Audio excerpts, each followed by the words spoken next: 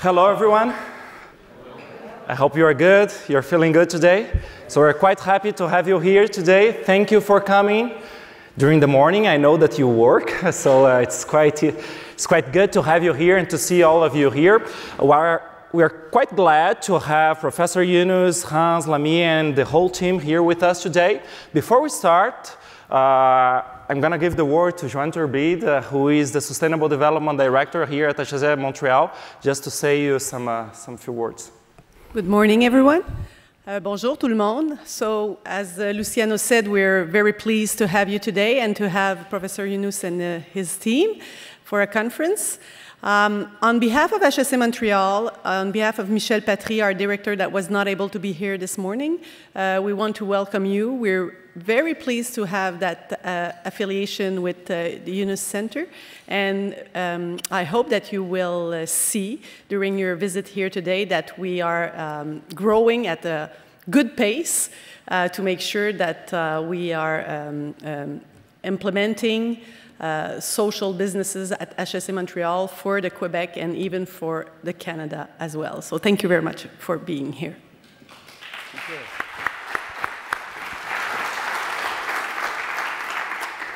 All right, so once again, the plan for today is actually to start with Lamiya, sorry. So Lamiya, she's gonna do the first speech, and then we are gonna open to a period of questions, then we go to Hans, period of questions. Then we have Mai Tai, our professor here at HEC Montréal, who is going to present to you in 5 to 10 minutes the competition we've been running here to create social businesses.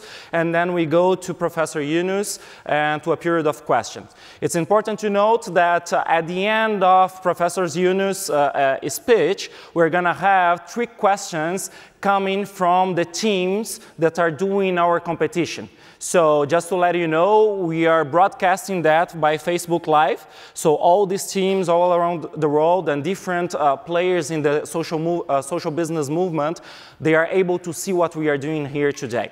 So this is the plan for today. Once again, thank you for being here. Actually, this is something that we are starting this year. For sure, you know that we had Professor Yunus 2 times here at HEC in 2014 and 2016.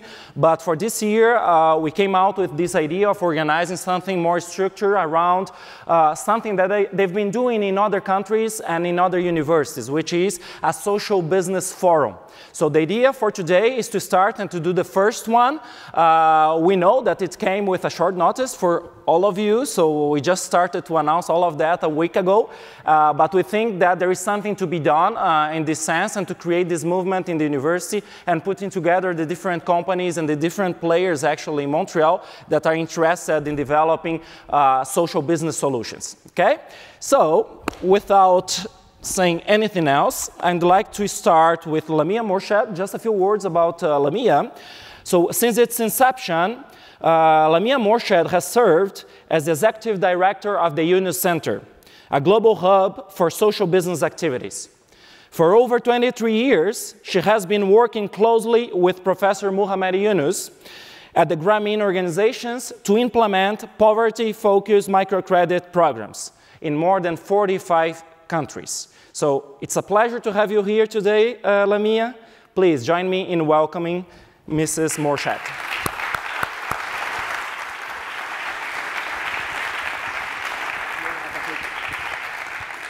Hi.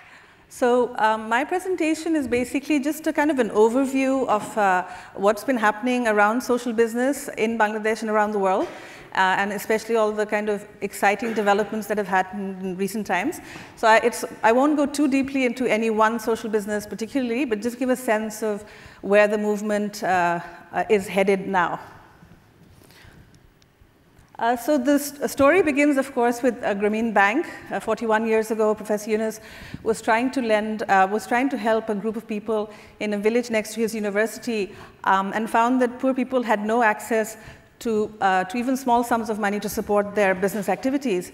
So everyone knows the famous story of him lending $27 to 42 people from his own pocket and finding that that had a huge impact on them because they didn't expect to get that money. Not only did they take the money, they returned it and were willing to continue to take money in support of their small activities. That small experiment that he started led to the global microcredit movement. Grameen Bank in Bangladesh today is reaching 8.9 million people with small collateral-free loans to support their activities to generate income. And the total amount that the bank has disbursed to date is $22 billion.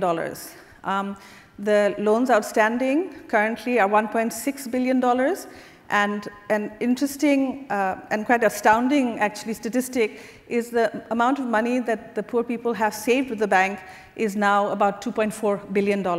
So the entire bank's activities are now financed through the savings that the people within the villages deposit themselves into the bank. So this is a start, and we call this the very first social business. These are some pictures from the bank. And this grew over years to become a global movement. And you now have microcredit programs that follow the Grameen model in virtually every country of the world. There's a specialized Grameen organization, Grameen Trust, where I worked for 14 years, that took the same idea to many, many countries, from Kosovo to India to China to Latin America and so on. One of the striking examples is the program that runs in the US. It's called Grameen America. And this year, in September, the organization will celebrate the reaching of 100,000 members in 11 cities of America. And the figure of disbursement is missing here. Sir? What was the disbursement this year? About $500 million. So it'll be a $500 million disbursement to 100,000 families in the US. And it's implemented by people who've gone from Bangladesh to these cities in the US in a very different context and with exactly the same methodology. As Professor Yunus and his colleagues were implementing Grameen Bank, they found that the people in the villages faced multifarious problems like lack of access to energy, lack of access to schooling, healthcare, clean water, and so on. And every time Professor Yunus, to address it, instead of having Grameen Bank do that, he created a separate enterprise to address that problem of healthcare or clean water or education and so on. And each time, he created that enterprise to be a self-sustaining entity. And that was actually the beginning of social business. It started very early on, actually in the 70s and 80s, and which led to him over the years creating this concept that you can have a different kind of business that's driven by the intention to solve a social problem, but which is self-sustaining and can be scaled up. And these organizations led to what we now call social business. So there were some conclusions that Professor Yunus came up with as he implemented these programs working with millions of people, is that poverty is not created by people, it's actually created by the policies and institutions that we have built. If given the opportunity, the poor will change their own lives, not through charity, but through their own efforts and in a sustainable manner. So they are hardworking, they're creative, they're resourceful. It's just that the institutions are designed in a way that discriminate against them. The other conclusion that he came to is that the global economic system only recognizes one type of business, that which is designed to make personal money, to maximize personal money. So the rational man or woman who implements that business is driven by the sole motivation of profit maximization. But he argues that human beings are selfish, but they're also selfless. He said the current economic system, the businesses that we have globally, are only built on selfishness in the pursuit of profit maximization. And he argues that a lot of the problems that we see globally, including this massive concentration of wealth, which is a topic I'm sure he will address later, in the hands of a few people, is as a direct result of this, and is creating a very unsustainable global economic system. He argues that we could bring selflessness into play into the business world, the economic marketplace would look very different. So what is a social business? This is a selfless business. It's a non-dividend company that solves human problems. He says that making money is a happiness, but making other people happy is a super happiness. And this is something that current businesses, the dominant definition of business, doesn't take into account. So we have the 7 principles of social business. We have many things that are called social enterprise, social business, social consciousness-driven enterprises, but we have Professor Yunus developed very clear principles to define the kind of business that we're talking about. So it has a very clear social objective as the objective of the business. Second, it is a business, so it has to be financially and economically sustainable. Third, investors put whatever they put in, over time they can take back that money, but nothing beyond that. Whatever profits are made, once the investment is paid back, whatever profits are made goes back into the business to expand, reach more people, and to improve the quality of the product or service. A social business must be gender sensitive and be environmentally conscious. In a social business, the workforce, because we want to attract good managers to run these businesses successfully, they will get market wages and arguably will have better working conditions than a traditional business. And finally, going back to the quote about happiness, why are we doing social business? We do it because it brings us joy. So that's the seventh, and I would say one of the most important principles of social business. So why do you do social business? We've had charity since time immemorial where people can help other people, but the point about social business is that a charity dollar has only one life. A social business dollar, if it's done properly, has endless life. So you get back that money, you can put it back into that business, or you can put into another social business that you care about. The famous example, I won't spend too much time on this, is our joint venture with Danone, which is a leading global dairy company from France, which created with Grameen a social business in Bangladesh to address the issue of child malnutrition. We created a special yogurt that contains the micronutrients that are missing in the diets of children. And the purpose of this business is to take children out of malnutrition. And the point, so Danone put its own kind of technology and expertise to create that, and Grameen put at the service of the company the network that we had in the villages, the farmers who could produce the milk, the women in the villages who could sell this milk door to door.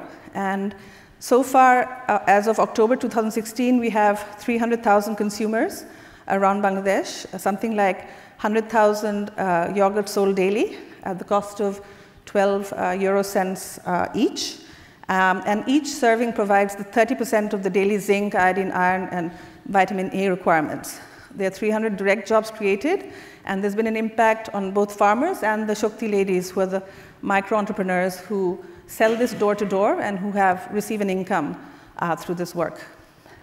The way that we would measure success in social business, since we are not talking about the dividends that it brings to the investors, is what the impact of the business is. So Johns Hopkins did a study over a period of 1 year of Grameen Danone to look at the impact that the yogurt had on the health of the children. So children aged 6 to 9 around the factory where the Grameen Danone yogurt is being produced were taking this yogurt every day, the fortified yogurt, versus another control group of kids who were taking a similar yogurt which is not fortified. And in just 1 year, Johns Hopkins found that the children were performing better, both in the cognitive tests, with testing problem-solving abilities, and also in terms of height and mid-arm circumference. So just the impact at the end of 1 year. So since we are, these are some pictures of Grameen Danone. So you see the kids having the yogurt, the women, the mothers, and the women who sell it door to door in the villages. Another example that we talk about, this is not a joint venture with an international company. It's a standalone social business that we created, and it's one of the largest social businesses we have in Bangladesh and one of the first to break even.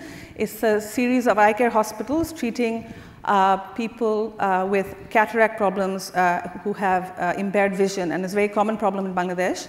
And it basically works on a framework of the people at the top who can afford it paying more, and the people at the bottom paying less, on a cross-subsidy model.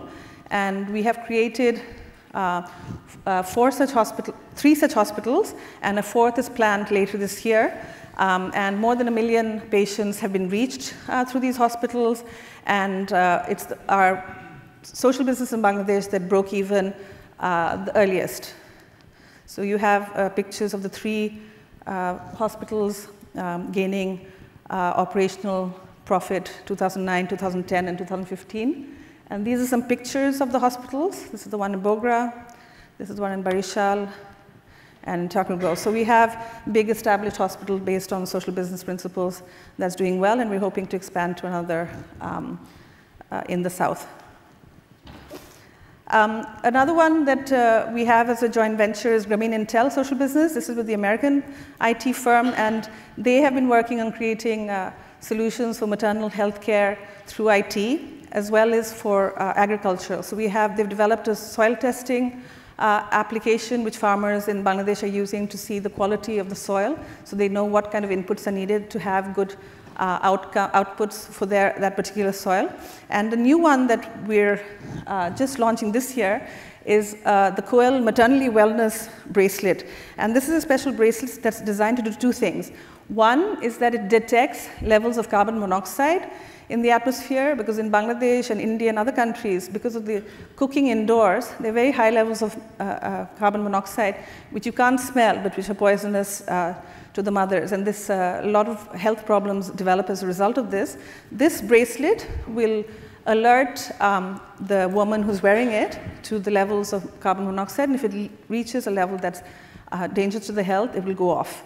In addition, a feature that was added to this, and this will probably be a primary objective of this bracelet, is that it's for the mothers, pregnant mothers, and in the local language, it will have messages, 80 messages in the current design, to go off during the pregnancy of the mother to let her know when she has to have particular screens, when she has to have particular vitamins, when she has to have particular checkups, and so on. And so this is being launched this year and is one of our exciting new social business products called COEL.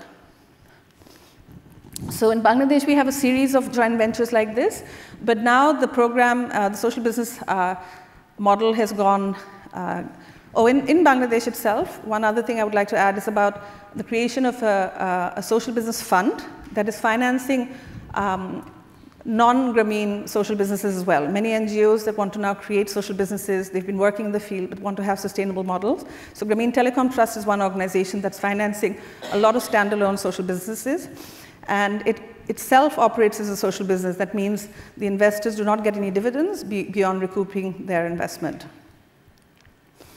Another social business program in Bangladesh that is becoming a major new strategy for the second generation of Grameen families is the Nobeen Uddokta program. This is a program that is providing small amounts of equity to young entrepreneurs who want to start their own businesses, both in the cities as well as in the villages of Bangladesh.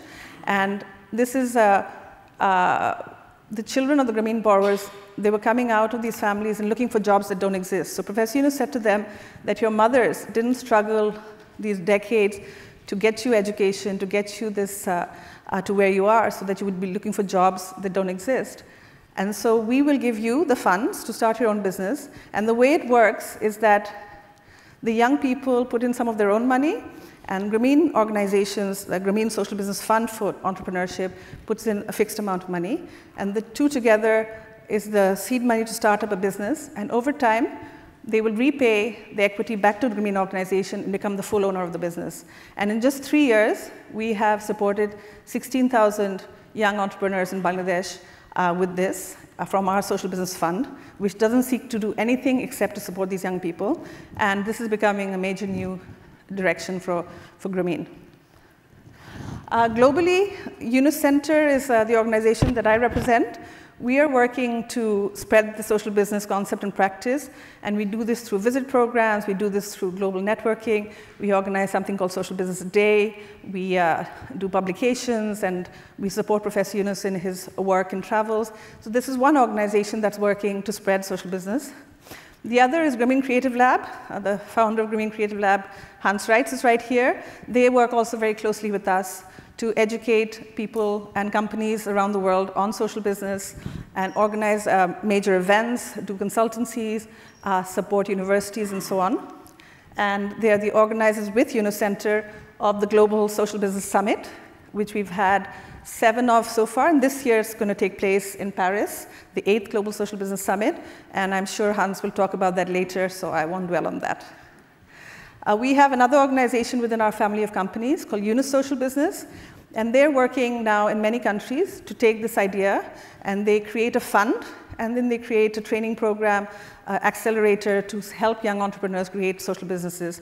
And they're working now in Albania and other Balkan countries, in Brasilia, in Colombia, in Haiti, in India, in Tunisia, in Uganda, also in Kenya and Rwanda. And this is also a major new direction for us. So far, YSB has supported 500 entrepreneurs to create social businesses and have invested in 40 social businesses, which in their assessment has reached and impacted on the lives of 1.2 million people and created 10,000 higher income jobs. One example that I wanted to mention today is a Canadian company that has taken on social business. Inspired by the Danone story and others, they've created social business within their own company to address the issue of food wastage. And the company is called Bon et Bien, and it's basically making a host of products, nutritious products like soups and others, to tackle this issue of food wastage, especially fruits and vegetables that are wasted and not sold in the market. And the company itself is hiring, as part of their business model, young unemployed youth in France, and now also going to other countries like Belgium, Greece, and Morocco. And they have also developed a toolkit within their own company. This is taken from their website on how McCain employees and investors can create their own social business, and have taken on this mission to create social businesses that have nothing to do with us at Grameen. They're doing this independently. Danone Communities is, again, this is an example of how the small project we did together impacting on the bigger company is that Danone created its own social business fund. Again, it's run independently of us in Bangladesh, and they are now working to invest social businesses in many countries. And they have 9 social businesses in 8 countries and focusing primarily on water and healthy nutrition. The impact already through these businesses is on about 1 million people, according to their website. One other thing that the example of Danone, McCain, and others has resulted in is this creation of something called a corporate action tank, where businesses have come together to see how they can work together to create social businesses. So the purpose of it is how companies will brainstorm within their companies and with others on how they can bring social business as a way to help the communities in which they operate. And the first social business corporate action tank was developed in Paris, spearheaded by HEC Paris and the Action Tank on Business and Poverty. In India currently with Tata Trusts, which is a leading business group in India. In Brazil with big companies such as Ambev, and currently also underway in Japan. And below you'll see the logos of all of the companies around the world now that are engaged in this idea of corporate action tank. And this is one very interesting way that businesses themselves are getting involved in spreading social business and doing it through their own interests and initiatives. Another dimension for the spread of the social business idea is through our academic network. So we have a growing number of universities around the world that have started bringing in social business as a concept into their curricula and into their teaching, and also into clubs and competitions that the university is running. We have 34 such universities around the world, including, of course, HEC Montréal, and several more in the pipeline. This year, I think we'll be signing for 8 more centers to establish. And this is also very encouraging, because this very often comes as a result of the interest of students who want to see how they can get involved in social business. We held last year the Social Business Academia Conference in Paris. It was hosted by HEC Paris, and we had 125 academics from 15 countries attending, including most of our YSBC Yunus Social Business Center partners. And this year, the Social Business Academia Conference will take place again in Paris within the framework of the Social Business Summit that Hans will talk about later. This is a picture of the launch of the HEC Montréal YSBC. We signed with Luciano and Joanna in Paris for the launch of the center here. And one of the big activities, of course, is the social business creation competition that we'll hear about later from Mai Tai. Another a dimension for the spread of social business is youth activities. Many young people around the world are organizing themselves to spread this. They see the limits of traditional business, and they also, not just the limits of traditional business, but also that traditional business in many cases appear to exacerbate social problems, for example, that of the environment and so on. So we have in Bangladesh, a social business youth alliance, young people who've organized themselves across the country to spread the idea of social business and have now gone global. In addition, we have other organizations like Make Sense, Yunus in Youth, My Vision. These are all youth groups organizing themselves spontaneously to spread the idea of social business. Make Sense is a French-based organization that has become, again, started very small, but has now become a platform for 25,000 young people in 45 countries who are now supporting through this platform, mainly through the internet, 1,300 social businesses, and is becoming a big force for the spread of social business globally. So those were some examples of how to scale up the activities that have taken place, but what can individuals do if they would like to support social business? One is awareness, this introduction into schools and colleges of the idea of social business. The other is competition, which HEC Montréal has, but we've seen that this becomes quite a powerful way to spread the idea, where people bring their ideas, and the best ideas are rewarded either with startup money or through recognition and publicity and so on. There's something called design labs that we do in Bangladesh that's become a good platform for the spread of social businesses, where young people bring their social business ideas for pitching, and where investors and subject area specialists will attend, will analyze and look at social businesses and support the setup of new ones. The creation of funds, which we talked about, this is the best way, because as long as social businesses don't have access to the appropriate type of financing, this will be a limitation. But as we said, we saw that Danone Communities, Credit Agricole, YSB, us in Bangladesh through Grameen Telecom Trust, we are creating social business funds that will provide that very much needed first money for social businesses. And then events such as this one, the Social Business Forum here, the Global Social Business Summit and Social Business Day, which we organize in Bangladesh. I want to, towards the end of my presentation, mention a few of the interesting collaborations that we've had in recent days, which, sort of unconventional partnerships, one would say. For example, the IOC last year invited Professor Yunus to address the entire session of the IOC before the Rio Olympics on this issue of social business, and they have pledged to make social business a part of their global movement. Professor Yunus was also a torchbearer at the Olympics, and that was a very exciting moment for us in the social business movement. And this has also led to us for a very important partnership with the Mayor of Paris. Paris is the candidate city for the 2024 Olympics, and the Mayor of Paris actually met us in Brazil during the Olympics there to invite Professor Yunus to come to Paris to launch a social business house in Paris. It's this building that you see in the picture, Les Canaux. It's a very historical, it used to be the building for the management of canals in Paris, in the 19e arrondissement, very fashionable part of Paris. And this entire house has been dedicated for the spread of social business.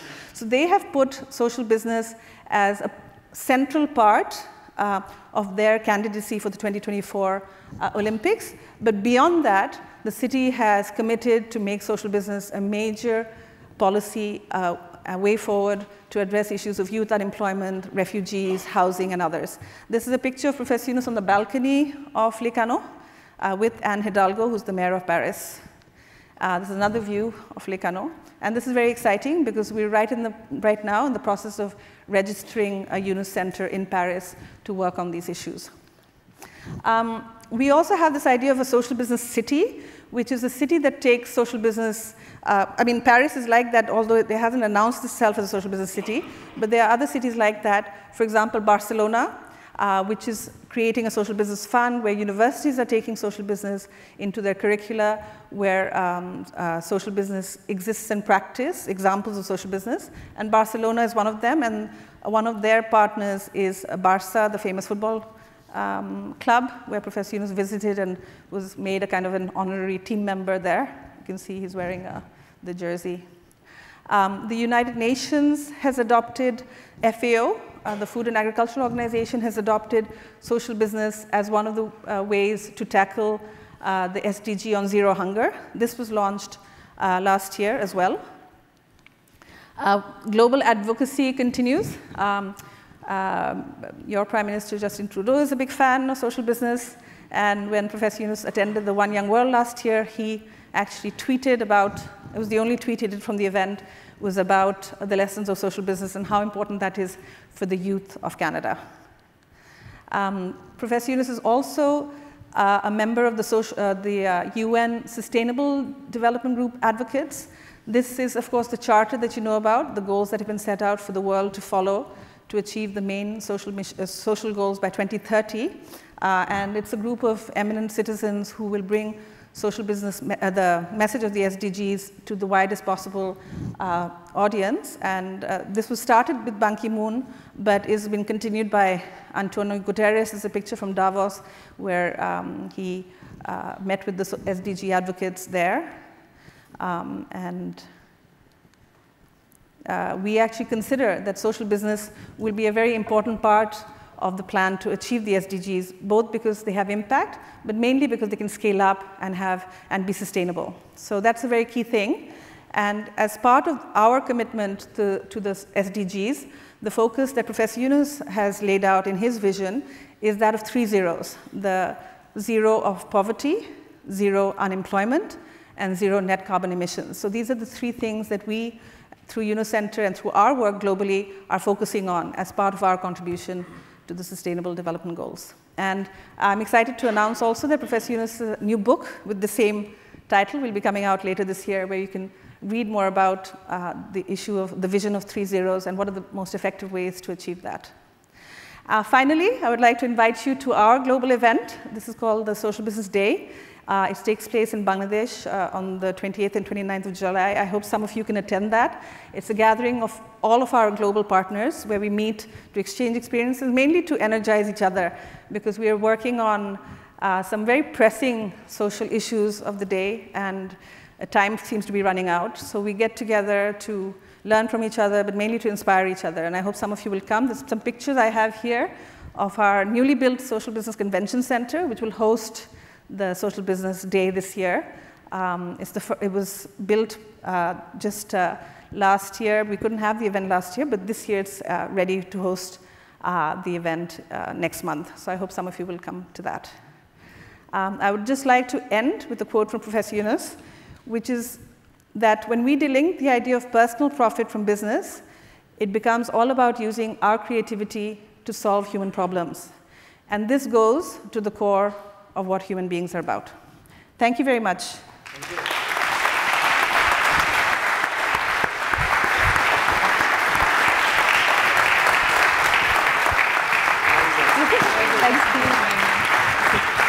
If you wish, we're going to take some questions. Okay. So if you want to come, it's as you wish. All right, so we have time for some questions. Any questions? No, they're all saved for Professor Yunus later on. So actually, I have one. So when you engage with all those corporations all around the world, how is that the process? So actually, those companies, they come to you, you go to those companies. So how does it work if any Canadian organization here, they want to participate? For each of the collaborations that we have had with the different companies, it's all happened in different ways through random encounters. The one with Danone happened during a lunch encounter with the chairman of Danone when Professor Yunus was visiting France. Veolia, which is a water company, they came to Bangladesh. BASF was through Hans's connection with them. BASF, the big chemical company who's producing with us this special mosquito net that as a social business in Bangladesh, that was through his connection. So each one has had a different story. I don't think there's a standard way. Many companies have come to us because they've heard about the other partnerships and relationships. Like McCain was very excited about the Danone company, and they decided to do that. They're doing with us through YSB in Colombia, but the main social business they're doing is with their own company, that they've decided that this is the way that they would like to implement their social responsibility. And since we're talking about trying to solve global poverty, I don't think there's any one way. I mean, I think they're partnering with different people around the world. Some are doing it standalone, many with us. If there are Canadian companies who are interested, they feel free to get in touch with us. We may find that it might work out as a better partnership with one of our YSB partners. It might work with us in Bangladesh. So we're kind of open. I don't think there's a kind of a fixed way. So. Okay, thank you. I think we have a question there. Oh, there first, please. Good morning. I'm coming from Mexico. I would like to know how you decide to work with the Carlos Slim Foundation, and so far, which are the main outcomes of that partnership? Thank you. The one that I'm aware of is that the Carlos Slim Foundation financed a large Grameen microcredit program in Mexico, which was for many years implemented by Grameen Trust, the organization in Bangladesh that was created to spread this Grameen methodology.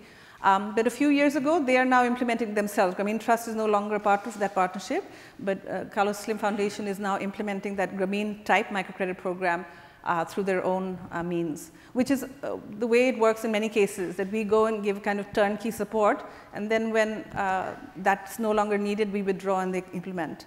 I don't think we have any social business partnerships with them yet. Maybe there is, but maybe in the future. Thank you.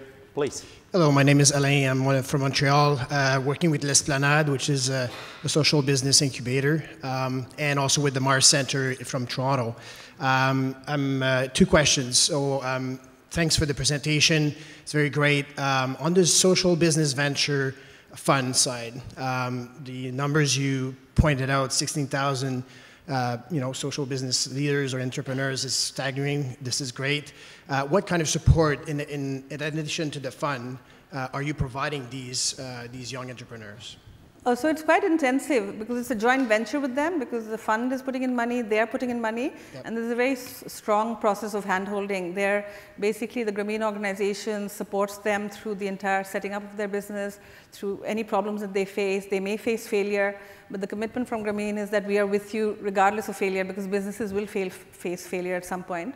Our aim is to establish them. Since the fund is not interested in making money, our entire objective is to establish these young people into their businesses. So it's very intensive, and there's also a very intensive monitoring process whereby the young entrepreneurs are sending daily SMS messages on their phone, which all aggregates into a dashboard that we can monitor centrally to see how they're doing. And if there are things if there are sudden drops in their sales or their businesses, that's immediately a kind of a red flag for the people. And we have offices now in the field as well to provide technical support to businesses that face problems. So it's pretty intensive. It's a very close relationship, because since it's a joint venture, because we've also invested, we are as vested in the success of the business as they are.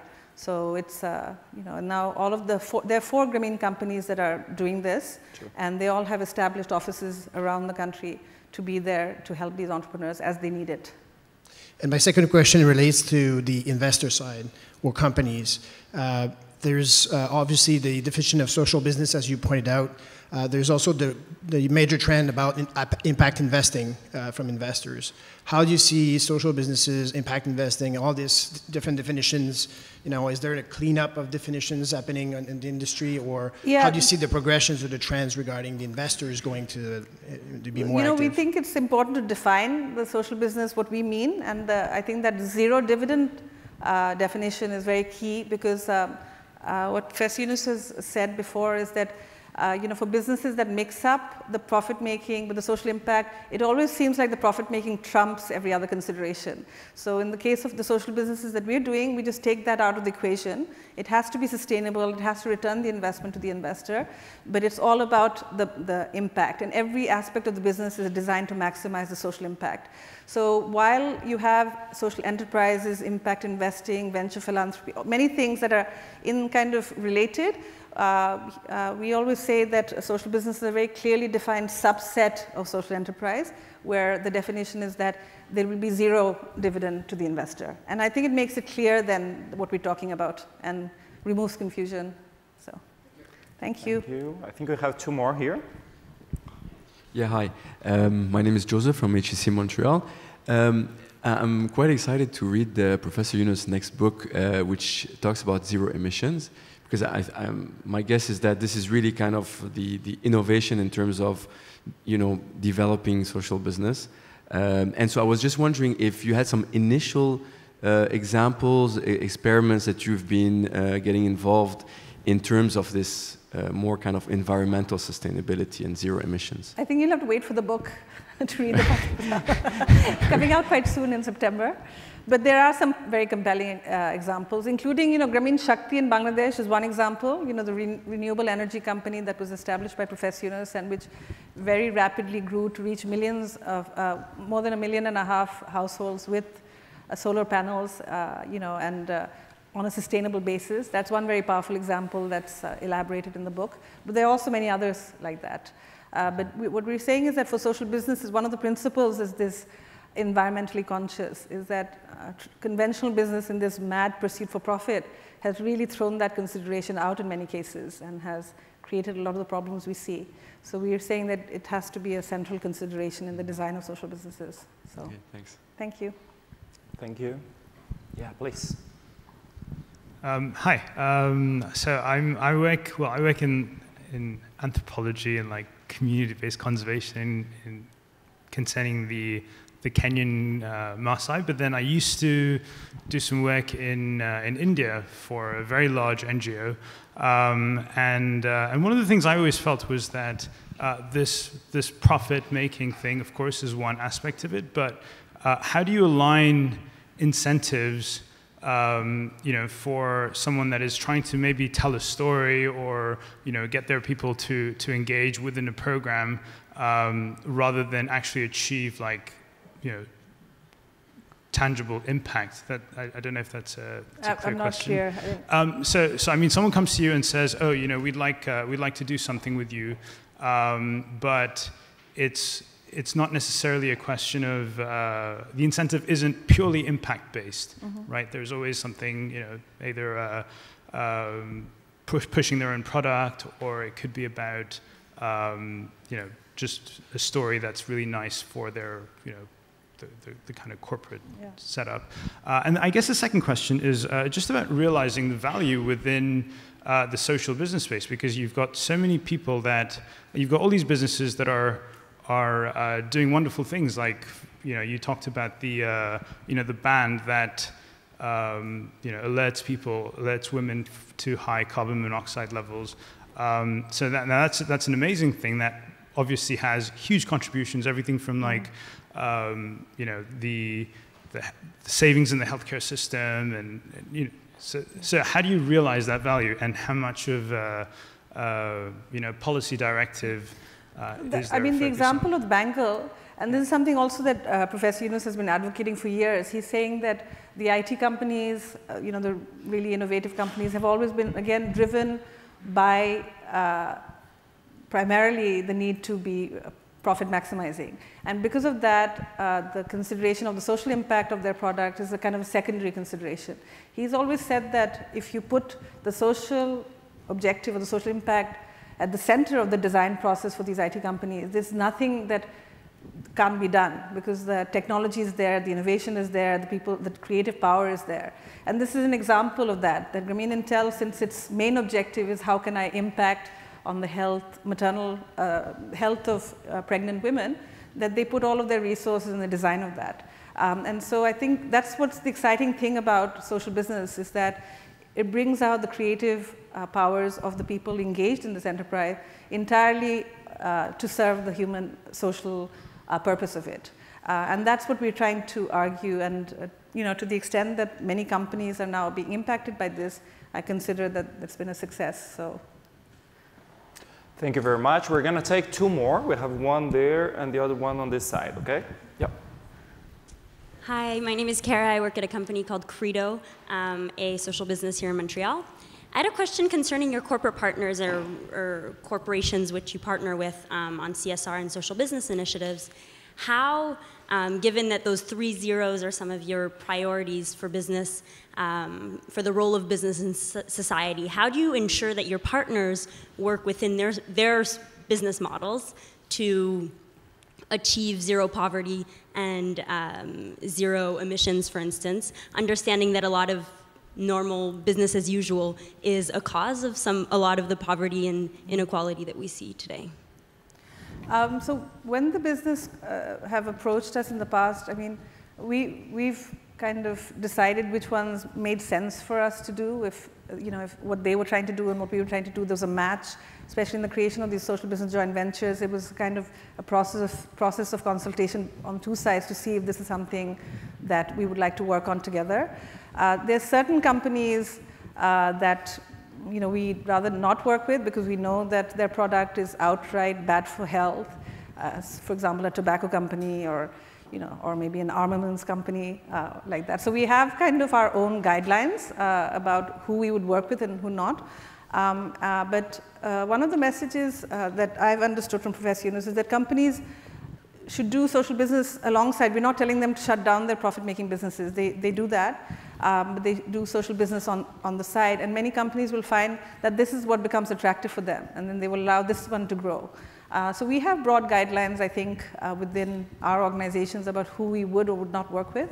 But it's not that we're telling them that they should run their traditional business in the way we would like necessarily, but that for the purposes of our partnership, that we are working together towards a common social objective. Thank you. And we have a last one there. Hi, my name is Ana Sofia. I'm a student here in Montreal from Lima, Peru. In the case of social business initiatives, such as the COEL bracelet that you mentioned, how do you balance the knowledge and the expertise of larger companies, as well as your knowledge, with the local knowledge and context of communities you're working with? So how is that balanced throughout the creative process? Yeah, so this has taken quite long for them to develop. For example, the 80 messages that are in the bracelet, it's in local language. And they did a lot of work to find out how the messaging, even Professor Yunus gave inputs on what makes sense and doesn't make sense in a Bangladeshi context, because the designers were coming from Silicon Valley for this product.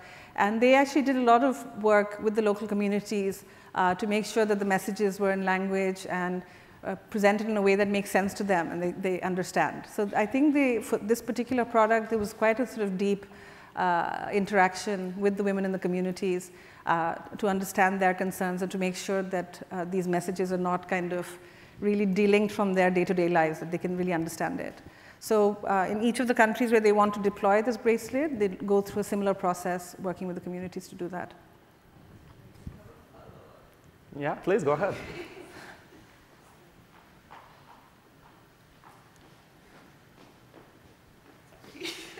No problem.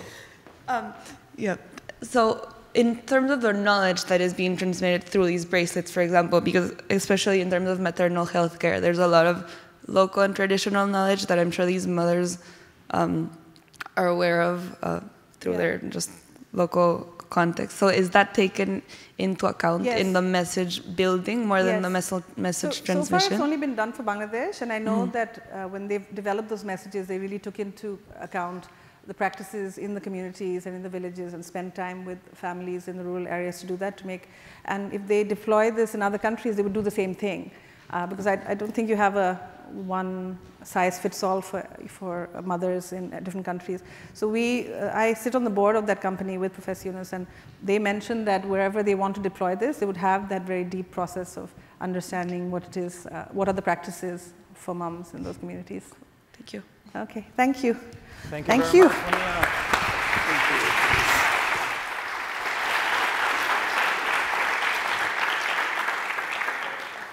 All right, so we can move on for our second speaker, co-founder and general manager of the Grameen Creative Lab. Hans Reitz has been Professor Yunus' creative advisor for the last 10 years. Driven by the quest for experience and change, Hans spent 7 years living in a simple life in India before he founded a successful event agency which serves most of the German global corporations. And he's also used his creative skills and mindset to involve companies and other players in the social business movement. Each year, he organizes the Global Social Business Summit, where the global social business community gathers to advance this important movement. So please join me in welcoming Hans Reitz.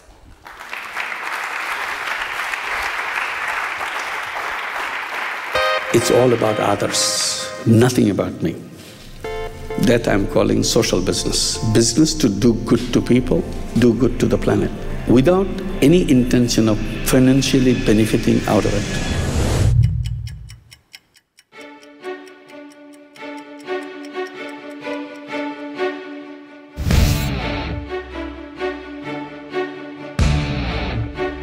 We have all the knowledge what we need. We have all the technology. Jumpstart, don't wait too long, don't think too hard.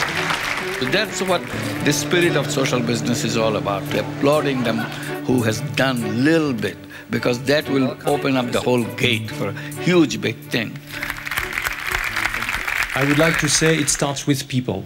So it starts with all of you in this room.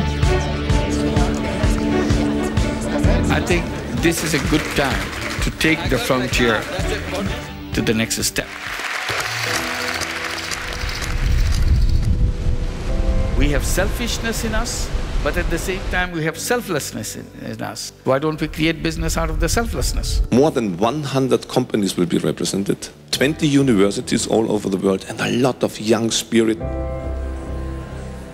We've got to teach problem solving, creative thinking, entrepreneurialism. This is not a charity, this is something where we can help other people that they could manage their life and they could get value in what they're doing and seeing the reason why they're here, not just begging or getting money from others. You cannot sit in New York and give a check of $5 million and say, hey, I'm eradicating poverty. You're going to see that there is no choice but social business.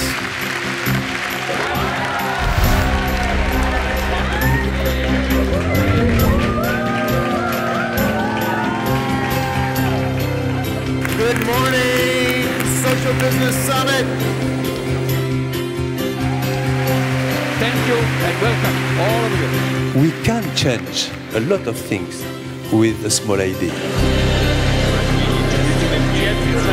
Hi, my name is Meva. I come from Paris, Colombia, Algeria.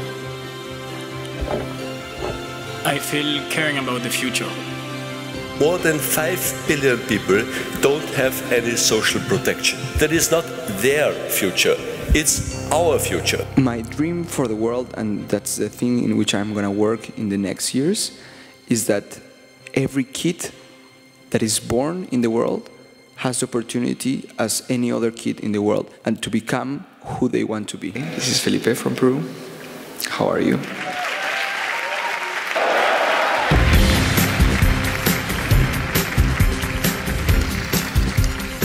Put all your knowledge, all your heart, all your passion on the table together. 19.7 million jobs created by all participants in this room. Social business is somehow a concept, but it doesn't really fit into any box yet. The boxes don't exist because it's so new, it's so radical. We can do it. We just have to think about how we do it intelligently. The Yunus Center delegation, all our friends from Bangladesh. How can I do my part in life? Am I good as a person? How can I convince the people around me that tomorrow's too late?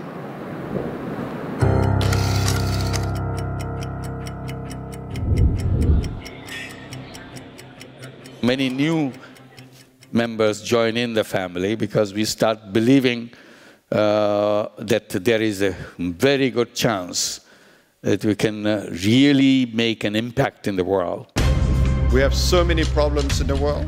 Malaysia is a wonderful place, but even in Malaysia, there are cracks in our society. We can take the risk now of going to our shareholders and bring funds and capabilities around a big game changer. We have all the resource and we have a lot of young people very enthusiastic about changing the world. We are people who need people, you know, we are born to be together.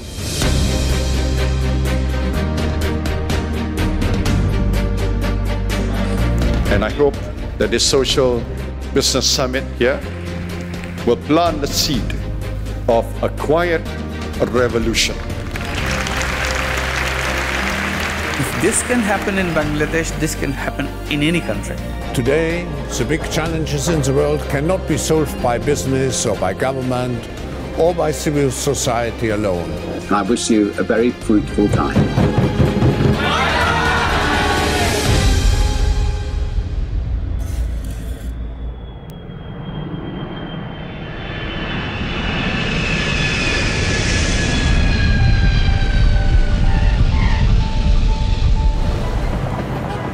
This is our 6th summit.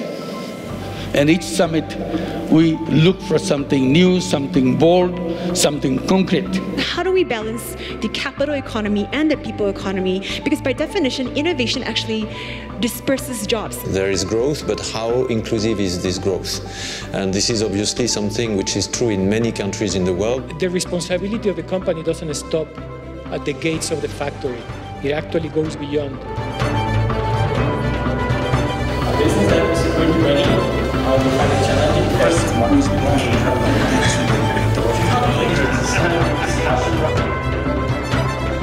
Today, we're creating a fund that will only invest in social businesses. One thing that attracted me and pained me is about the forest. Haiti lost all its forest. Why don't we create a social business to reforest Haiti? The cycle starts with us training the single mothers, as I mentioned. We have to make them feel that, okay, I can go out and I can be an entrepreneur as well. We have a new generation of young challengers, desperate to make social business become a reality all around the world.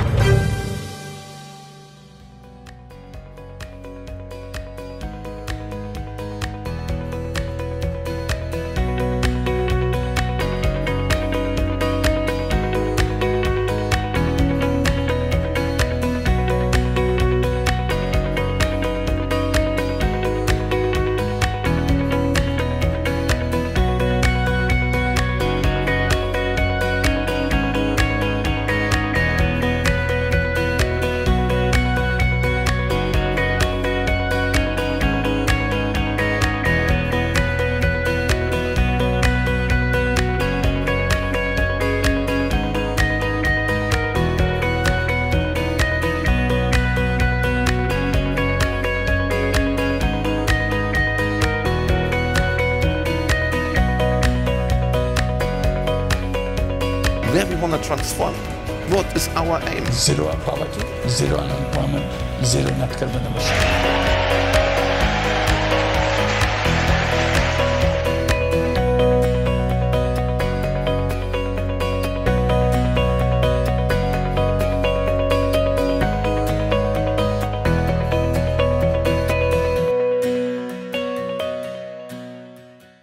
Thank you to invite me to Montreal.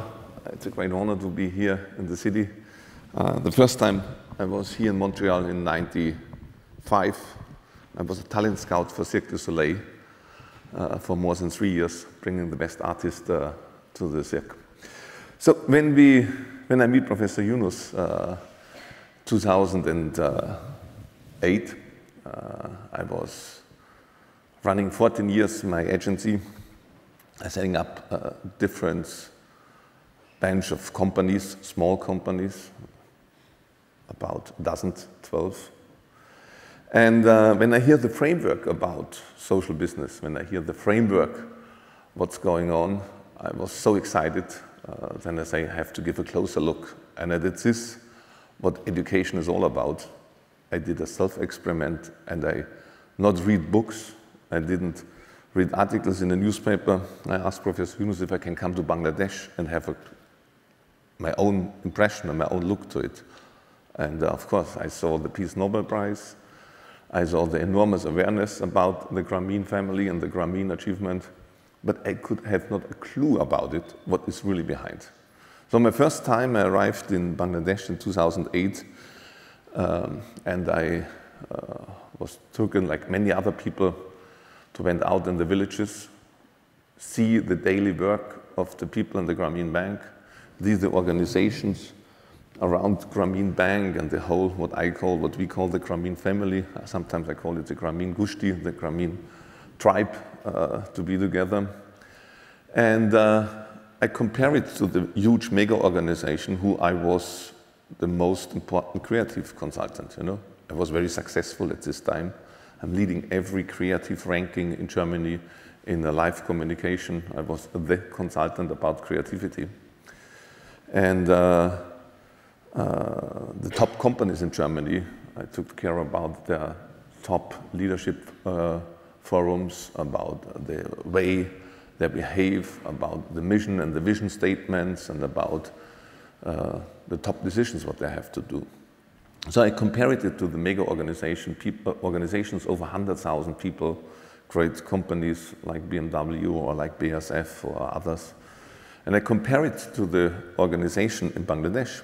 And then I saw it, okay, there is an impact, of course, on the most dominant institutions of our time, the corporate people, or the corporates, as we all are somehow connected, if we want or not want, but we are connected. Even if we doesn't like to be connected, we are connected. And then I saw the total difference mindset and the total difference aspect, why they are doing it, you know? Why you're doing this, why you take all this effort, all this organization, all this stuff, why you're doing it. And as more I'm asking why you're doing it, I saw it something, I say, okay, this selfless aspect, what Lamiya just talked about it, is something where I called afterwards, and I tried to explain it to my brothers, and I tried to explain it to my family, and to my employees, and to my clients. I called it creative responsible.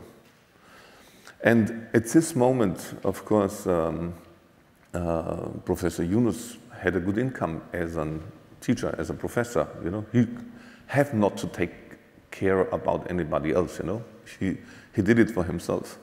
But to be creative responsible, it means not only to be responsible for your own, to be responsible for you as well, you know, and to take care more than only about your own income.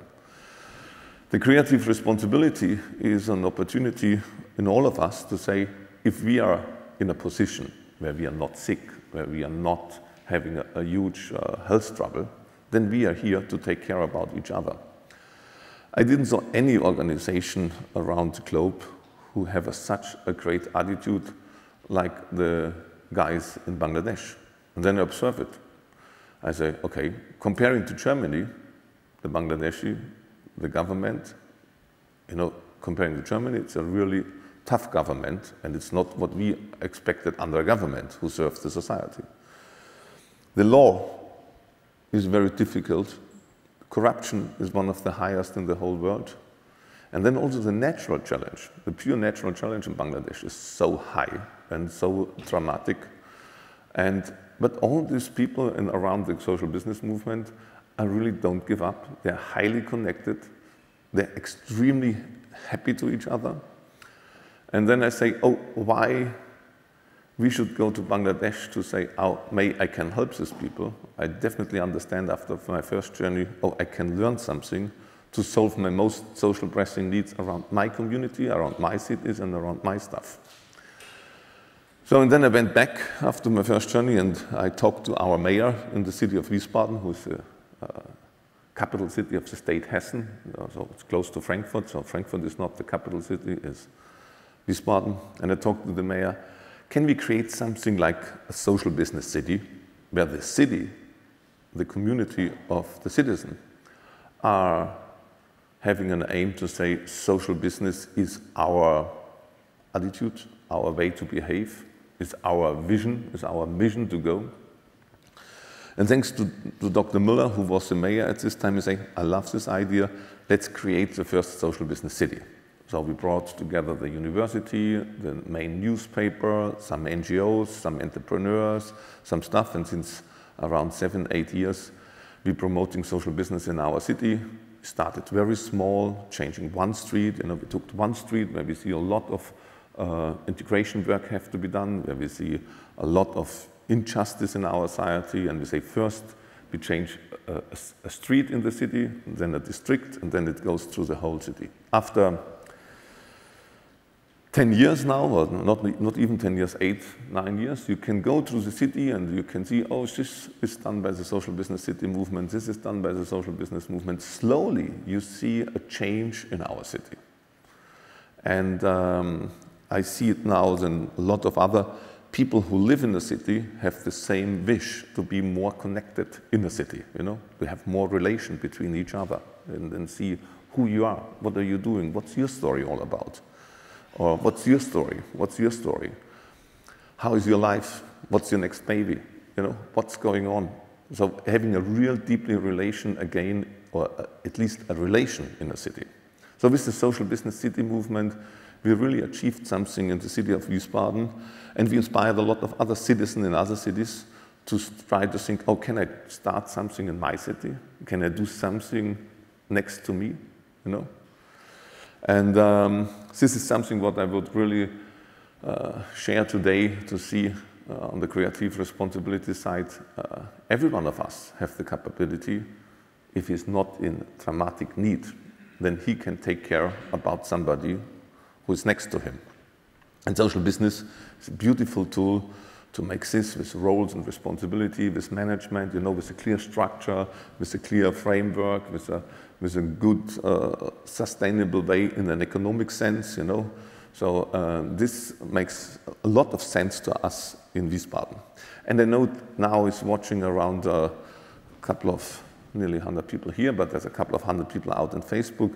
So maybe if you read, or if you listen later to Professor Yunus, you also can ask your questions later to Professor Yunus via Facebook. Would be a nice experience when he follows the speech afterwards. I just want to give this message to the Facebook community. And thanks for watching it. I just saw it was over 700 people watching the event with us now at the moment.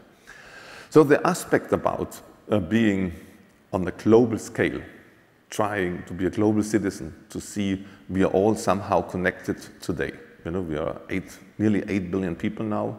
We will be sooner or later 9 billion people. By the way, it will be 2 billion children, 5 grown-ups. It will be keeping 2 billion children, but 6 growing-ups. It will be still 2 billion children, 7 grown-ups. So it means we are on a historical moment of humankind, and we know where our children will be born. We know we will have in 5 years, the children will be born in Africa, the children will be born in Europe. We know exactly by database where the children can be born. So we can all take care about the next childhood, about the next 16 years. And the creative responsible aspect is about this. I'm not responsible only about my children. I have 4. I'm lucky to have 4 children. But I don't care, is it my gene or is it other genes? It's children's. And we are here to take care about children's. For the first time in history of humankind, we know where the children will be born. And we will be 7 grown up for 2 children. And I think this should be possible. Then not a single child gets murdered by a system. You know, last night, and I quote now my Minister of Development in Germany, last night, the system murdered 30,000 children again. Just the system doesn't take care. Unnecessary, because we have enough knowledge, we have enough food, we have enough technology, we took enough out of the ground of oil and of resources, enough gold, enough stuff who is on the planet. We produce 1,600 times more money every year as we need. It's just not in the right balance. And this is me as a family man getting so excited about social business, because of course my attitude is to taking care about my family and about the friends of my family and the friends of my children. And social business gives me an enormous motivation to say, this is the way how we can have a better balance between rich and poor, between privileged and underprivileged, and see us as human to human. And if we once start this counterculture of social business, this radical sense of saying 0 dividend, non-loss and non-dividend company, redesign business in a way like it was not done before in such a radical sense. 0 dividend is a radical idea. It's like being vegan. For the most people on the finance sector, say, hey, okay, let's have a radical change. We need to heal us. We need to do something like this. And of course, this counterculture, to demonstrate this, yes, I can do business. As a businessman, I pay myself, even I'm working as salary like everybody else, you know. But the rest of the money, I reinvest to solve the problem. So we did a lot of achievements in the social business movement, and I can tell you, it makes a lot of joy. It makes a lot of sense. My lesson learned was it takes a little bit longer than we imagine. It's like you're planting a walnut tree, and you can dance around, you can jump around, but it takes you a while, and this walnut tree gives you nuts. But once, if it's fruitful, then you have a seed for a whole forest. And the same is for social business. If you once incubate your idea, your stuff to say, oh, I want to do something for single mothers, I want to do something for elderly people above 75, I want to do something for children in need. If you're once setting the seeds of social business, with your idea, with your passion, you create this seed, and we always delighted to help you to creating this seed and being your seed creator together in all our events and in all our stuff. And then you're planting these seeds and you take care about these seeds. You will see these seeds, if you start small, if you take care about it, these seeds will have the potential to have a whole forest in it, a whole ecosystem. And that's what we did the last 10 years. And Joseph is here. He was with us on the last Berlin event, and we did something what we call the Refugee Action Tank. And I just want to share this with you, because we don't do just another event by mind-blowing you on 1 or 2 days. It makes really an impact. But maybe, Joseph, you explain a little bit what was your experience with the Refugee Action Tank, because it was nice and you welcomed me when I come in. I didn't know then you're here, but share a little bit about your experience in Berlin. So, on? I'm not It's on. Yeah. So so it was really interesting because I had the chance to participate at the conference in Berlin in 2015, and it was really, you know, in the period of the refugee crisis, especially in Germany, and so there was this kind of like integrated event where it was the Refugee Action Tank, where, you know, we got together with refugees who had just arrived in Berlin, and kind of very simply brainstorm around, well, first of all, to understand what were their needs, what was going on, the situation for them in Berlin, in Germany as a whole, and then try to just kind of brainstorm around, you know, what could be done to kind of facilitate that integration. So it was very interesting to see that, well, for me as an experience to be able to be part of this process, it was kind of, you know, a bit somewhere between something structured, but at the same time very kind of also improvised, right? Because everybody was kind of doing this for the first time. And so the exchanges were very interesting, but at the end, you know, of course, you're not always sure to what extent, you know, this kind of work is going to have an actual impact. And so the network was kind of put in place and kept in touch. And it's very interesting to see that about a year and a half later, several of those kind of projects that were first brainstormed during that process actually, you know, took shape and are having a concrete impact. Like, for example, Singa Germany. I think there's even Singa Quebec that was established also around the same time, doing a lot of work with refugees. And also, very interestingly, I had the chance to meet a gentleman from Syria who had just arrived, and myself, I was born and raised in Lebanon, so I had the chance to exchange with him. And kind of seeing his integration, you know, staying in touch and seeing his integration, how it's happened, is really kind of honestly inspiring in the sense that you see that it can be done in a way that, you know, really creates value for both the people arriving and for the host country at the same time. And so it was really inspiring to see the dynamic that was created, and then also, you know, the concrete impact. So I think it's something that needs to be kind of also replicated. I know I've had the chance to discuss with some professors here at HEC how we can, you know, contribute to this type of work with refugees. So yeah, thanks for that. Yeah, thank you, Joseph. That's exactly what I want to share. We did these events, and now we have a university do a research about the last 10 years, and we have the first results, and we are more than surprised. How many impacts? Hundreds of companies. In Vienna, where we did it 2 years, today they say over 500 companies was founded in the city out of the events. So the energy when you come together and you put on your empathy, your compassion, your way into the business community, then it makes an enormous impact. So you can follow and you can trust your wish, your dream, your emotion, your aspects to say, I want to really make something for other people. If you be connected with the right people, if you're having a right framework, then things will bring results. And that's why we invited you to come to Paris, to be part of the Global Social Business Summit. If you can't make it personally, we will have all effort, and you can do it from Montreal, and you can do it on the website, but of course it's always much more deeper if you come to Paris. We will try to develop now more and more deeper with HEC Montréal to have a real North American social business forum where we have the same 2 days events, where we try to get financed now for the promotion and where we get the right resources done. And we have next year a great North American social forum. And to do this stuff, because it starts with a relation by new people. It starts with new co-creation, new co-working. And my message to you all is, it makes absolutely sense, and believe me, you can make it, and you can make it more as you are imagined today. And if you start next door, if you start with your next neighbor, if you start small, and you really follow your heart, the framework of social business will give you the right fruits if you're setting the seed in the right way. Thank you very much.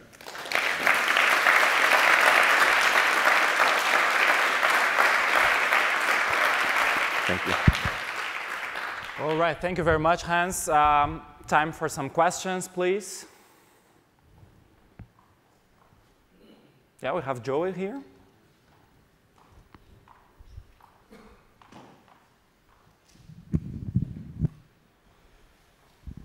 Thanks for this, Hans. Okay, so I just wanted to kind of get your perspective on something that, you know, I kind of struggle sometimes with. And, you know, seeing the vision of the 3 zeros, which is quite a radical vision to achieve these 3 zeros. And some would make the case that, you know, in a sense, it's impossible to achieve these 3 zeros, you know, in this kind of growth perspective of the economy. That if we, you know, like in the sense that a growth economy is built on social and environmental inequalities. So in trying to achieve this vision of 3 zeros, how do you see the social business movement kind of, you know, managing in a sense this tension with the private sector that may still be very much in that inclusive growth, right? But still the growth aspect is there. So then you wonder, okay, so to which extent can we achieve those 3 zeros? And so that's kind of like the first part to the question. And then, in a sense, there is a lot of civil society movements that are kind of really, in a sense, flipping around this economic growth. And so again, you know, what kind of collaboration with these type of citizen movements for social business? Like, how do they reinforce or maybe not? I don't know. Yeah. So kind of, yeah, a bit your perspective on this aspect. Yeah, I can. So thanks to the social business aspect, we can have a completely open mind. I just 4 days ago, I had a meeting with the top tourist guy from the city of Berlin. We a post-meeting after the summit in Berlin. And then we say, okay, what's at this 000, the zero carbon emission? And we just had an idea, totally radical, and this is what we call creative responsibility. We say the boats in Berlin who are carrying tourists in the future does not have to be zero emission, they have to be positive. That means they have to, during the taking the tourists around, they have to clean up the air and they have to clean up the water. Then we can go back in the spray to swim. So we are now going and designing as a social business these new boats. The boats are positive. That means the boats, for example, are cleaning up the water, cleaning up the air during we showing people around Berlin. And then you have to see, because not everyone will have a Swift like this. There will be still running the Humor and some different diesel aggregates in Berlin because we live in a free society, but we can start with a radical new idea. And the zero carbon emission, for example, I talked a lot to BMW this year, saying, your cars not only going around have zero emission, your car should go around and clean up the air. Ask your designer to do so. This is not enough in the future to just be neutral. I think we have to be positive. And this is, some of us have to be entrepreneurial, cross borders, and be positive, then other follows to become by zero. That's what, it's my opinion about it. So be absolutely fantastic. Dream of it. And then, you know, dream of a bank for poor. Nobody was creating a bank for poor. Then suddenly it's, I think it was not even planned, but it was happened because it was the need of the people. So in this way, we can dream of. Yeah. Thank you very much. Thank you. Any other question? Yes, please.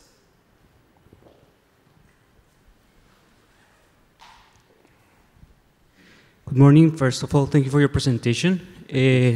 Recently, I saw this documentary called Poverty, Inc., which I don't know if you have seen it, but basically it made a critique on the international development movement on how philanthropy and free money, you know, and charity is threatening social movement or social business in the communities they try to help. So how do you work with, for example, international NGOs or international development institutions in try to avoid pouring free money and charity money that threatens, you know, social entrepreneurs or social movements and create social business that ultimately will help these communities? Yeah. Thank you. So my way is always try to give an example. You know, the best way is to commit people to make an example. And there's more great example we have, as better it is. So we are lucky because if we make an effort, we can go to Bangladesh and we can see many examples. So this is why we created the social business movement. This is why we created all the implementation with YSB. For me, the best teacher is an example. The best noise make it happen. We have one social business in Frankfurt Airport, for example, where we have a creative responsible farming in India, where we produce a lot of local food, where we produce a great environment for elephants and tigers on the natural reserves. But we also have some coffee, and so we sell the coffee on Frankfurt Airport in one of the most outstanding coffee shops. It's not about making coffee business. It's about creating a new forest where we can protect the animals and where we have a good livelihood and where we have a local income for the people, farmers in India. But the best example is, of course, we have some coffee fruits in the jungle. We pick the jungle.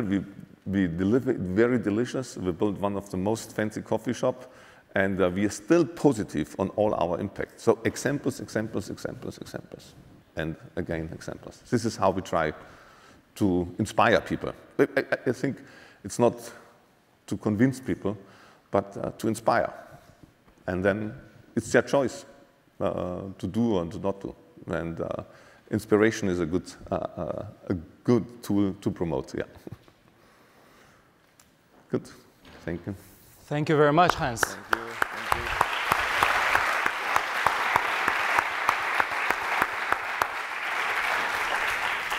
All right, so as I said, before we go and we move on to Professor Yunus, actually I'm going to invite Mai Tai to come here and to talk a little bit about this competition we've been organizing for 2 years now.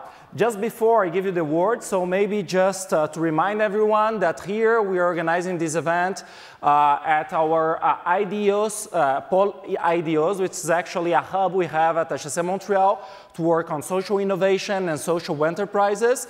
And inside this hub, it's where we actually created this Yunus Social Business Center, as Lamiya just mentioned. And well, the Yunus Social Business Center is organizing together with Mai Tai this very insightful competition. Just one small information is that Katrina, who has been working with us here in communication, she told me that I should say to all of you and the folks at Facebook Live that if you want to promote the event or talk about the event later, you should use hashtag #CreateSocialBusiness. Okay? Thank you very much, Mai.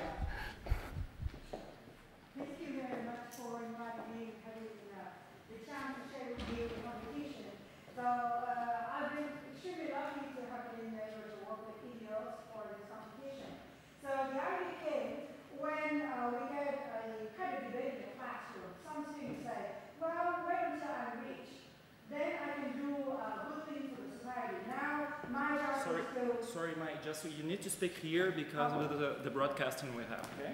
Okay.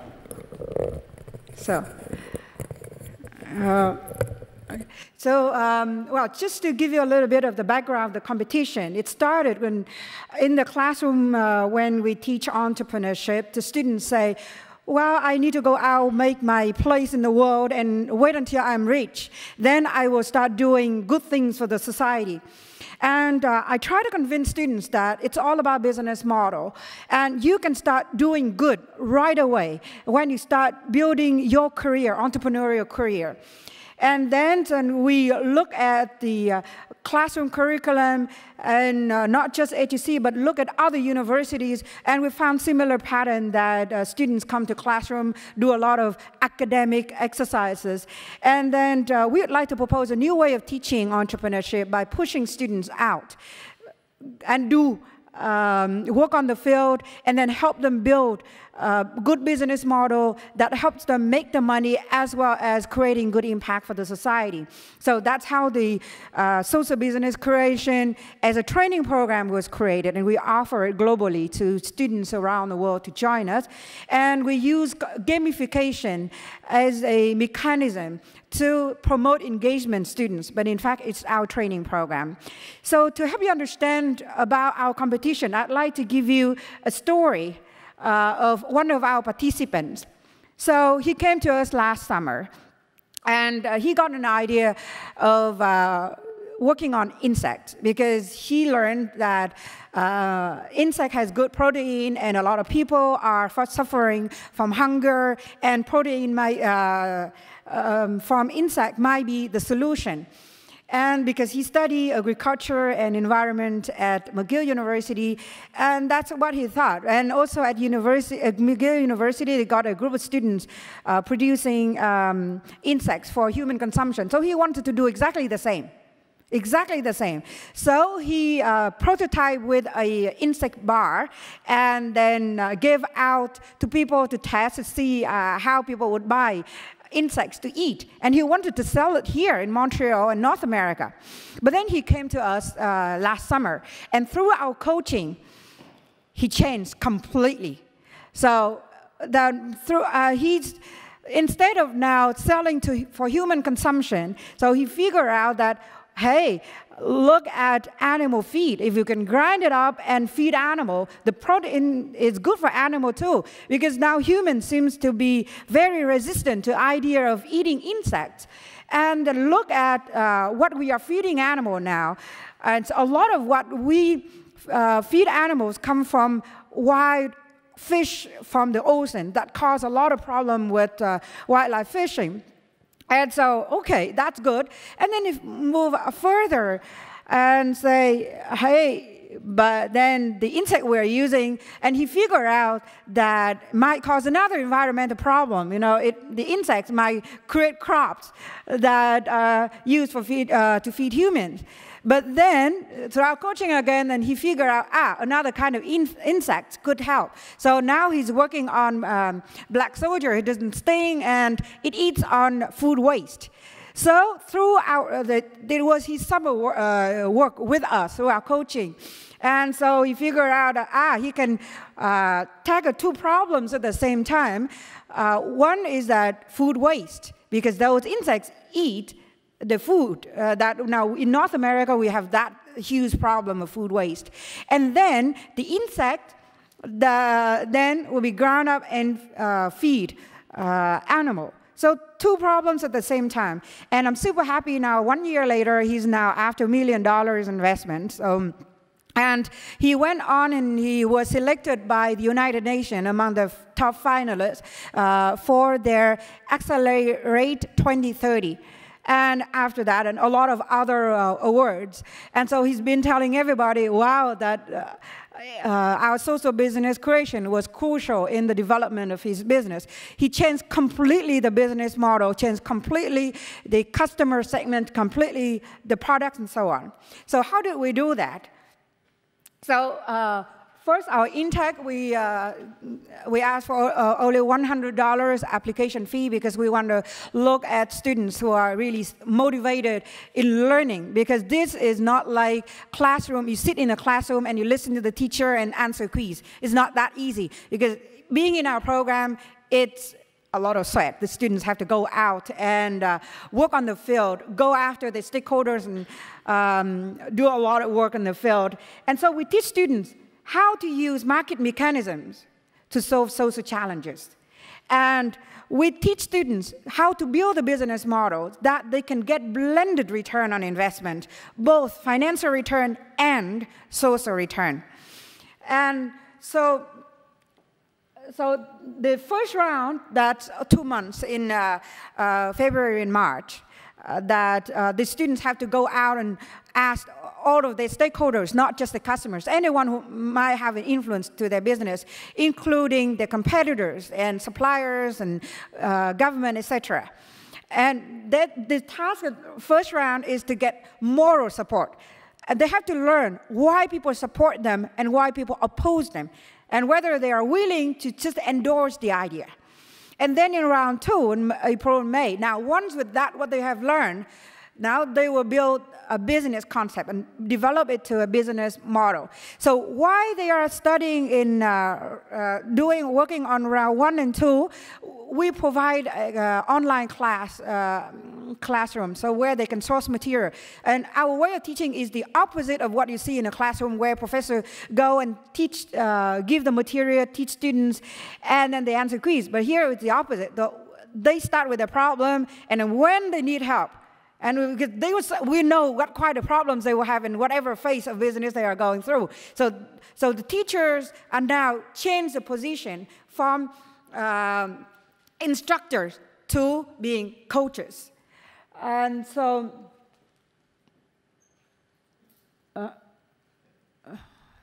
this runs automatically, right? And so that's what they do for the first 2 rounds. And then in round 3, they come to Montreal. So then we have lecture. Now they already have the experience on the field and academic material that we put on the web for them to learn through our EduLive platform. And with that 1 week of intensive training, so we bring in investors, we bring in social entrepreneurs, and we bring in media specialists. So to teach them different aspects that will help them advance the business even further. We also bring them to the field to show them how social impacts are actually created by companies. So not by doing case studies in class, we do case studies in the field. We bring them to the place to show them live. This is how that the businesses are making impact. So this is our website. If you're interested, you can go there. So we use bottom-up approach. Our philosophy is result-oriented. So students have to work a lot. They have to deliver results. So through our competition, some don't get till the end, but they learn, now I understand why my idea doesn't work. And then, of course, our teaching is student-centered instead of teacher-centered. And so I would like to invite you to share the competition to potential students. And we don't limit the number of teams per university. The only requirement is minimum 1 student per team. But you see that at the end of the competition, students have to work on really creating the business. We don't want this to be a lip service and academic exercise just in a class. We really want to see businesses created. We have a lot of other inspiring stories, but it's just that I don't have more time. But I would like to chat with you if you are interested in the competition. So you see that me and Katrina, we're wearing our band. So if you want to learn more about other examples of how we transform students and how you might get your students or friends register for the program, we can chat later. Thank you.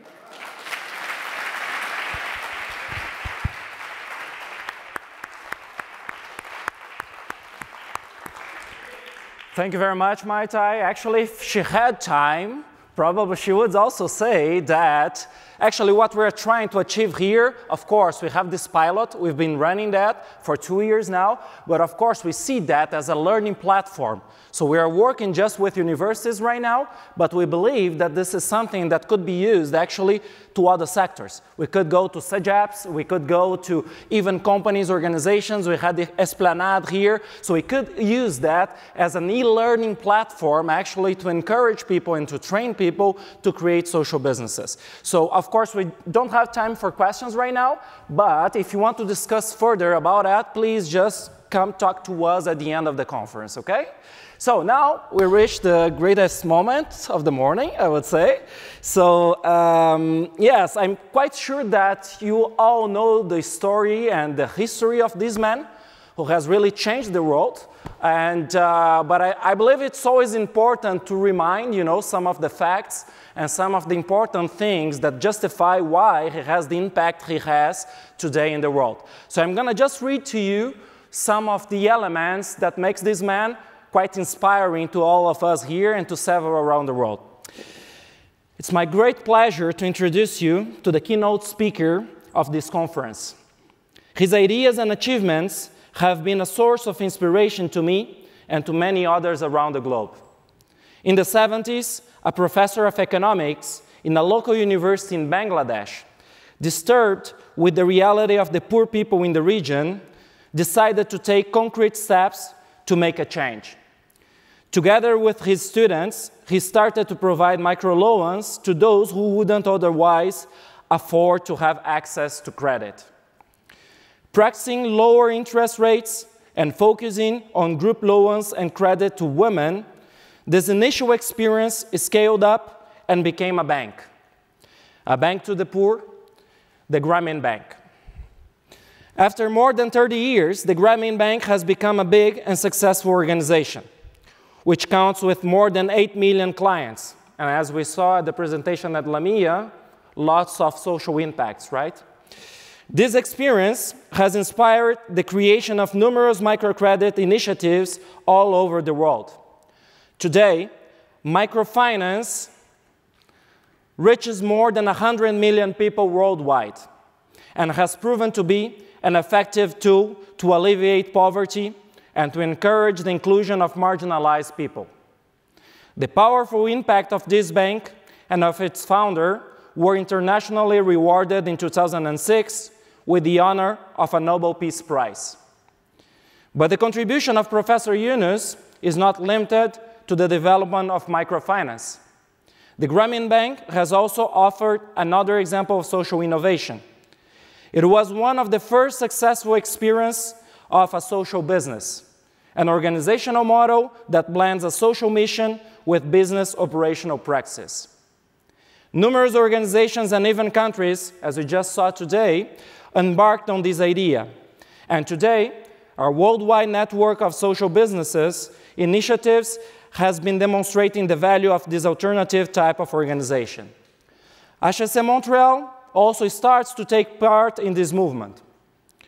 In partnership with Professor Yunus and the Grameen Creative Lab, as we just presented, we launched an innovative global contest in 2016, and the social business creation, as we just presented, and we create the first Yunus Social Business Center in Canada. It is an honor to have this bright mind and soul among us today. Please join me in welcoming Professor Mohamed Yunus. Thank you. Thank you. You have to have the questions now? Sorry? Did you want to have the questions now? No, just after. Thank you. Thank you very much. Good morning. Well, delighted to be here and listening to all these presentations like you and kind of revisiting all the issues of social business and so on. But I was recollecting my days when I first came to Montreal, way back. Guess how many years back? You won't be able to guess. I was 15 at that time. That's the time I came. And so lots of years since then. 62 years after that, I come back here. But I came many times in the meantime, too. Why did I come at 15 years, when I was 15-year-old to Montreal? I was a Boy Scout. So there was a big jamboree being held in Niagara-on-the-Lake in 1955. So that's when I came to Niagara. And very impressive moments of watching Niagara and meeting all the young people from all around the world gathering there. And after the jamboree was over, our whole delegation from Pakistan, at that time we were Pakistan, we were taken around Canada in many places. And one of the places we came was Montreal. So I was remembering those days. Most remarkable memory that I have on those visit to Montreal, not about the landmarks, not about its history, but I was very impressed. Two priests took us to their homes because they spent their lifetime in the place that I'm from in Bangladesh, from Chittagong. They spoke perfect local dialect with me. And I was so impressed that they were speaking in my own dialect. Even my dialect is not understood in Bangladesh. So that's the memory I will never forget. And I come back here again. It's, in the meantime, lots of things happen. I'm so very happy to be here today. And particularly happy because HEC Montreal has started the Yunus Social Business Center. That makes me very happy because now lots of issues that we have been raising around would be shared with the young people in the university. Because that's very important to share new ideas and leave it to the consideration of the young people to question the ideas that we are presenting or throughout whatever we're doing, whether that makes sense to them. And if these things make sense to them, the other kind of thing makes sense to them too at the same time. So they have to figure out which one makes more sense for them and what kind of life they would like to build. So this is a kind of ongoing review of the way we build our ideas, the way we build our world, relying on the ideas that we build, and what kind of world that we would like to build. These are the questions to be confronted, to confront the students with. So I'm very happy that it's happening here, and this is part of that exercise that the young people here will be looking at those issues. Not only HEC Montreal is doing that, I'm very happy that many other universities are involving in that. Hopefully, these numbers will keep increasing. The first one was in the whole series of these Yunus Social Business Centers located in the universities in different places in the world was HEC Paris. And they took the lead. I had no idea at that time that the university would take a step like that. So when they did it, I was very, very happy that at least they took it seriously to create a structure within the university. Since then, they have done lots of different things, since they were the first one to initiate that. And one of the most important things they did was the creation of what is known as Social Business Action Tank.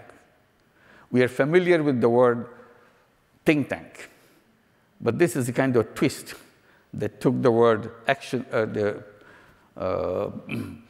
think tank, and kind of turned it around, made it into action tank, meaning that we are not a group of people who will be thinking about it, we are the group of people who will be doing something about it.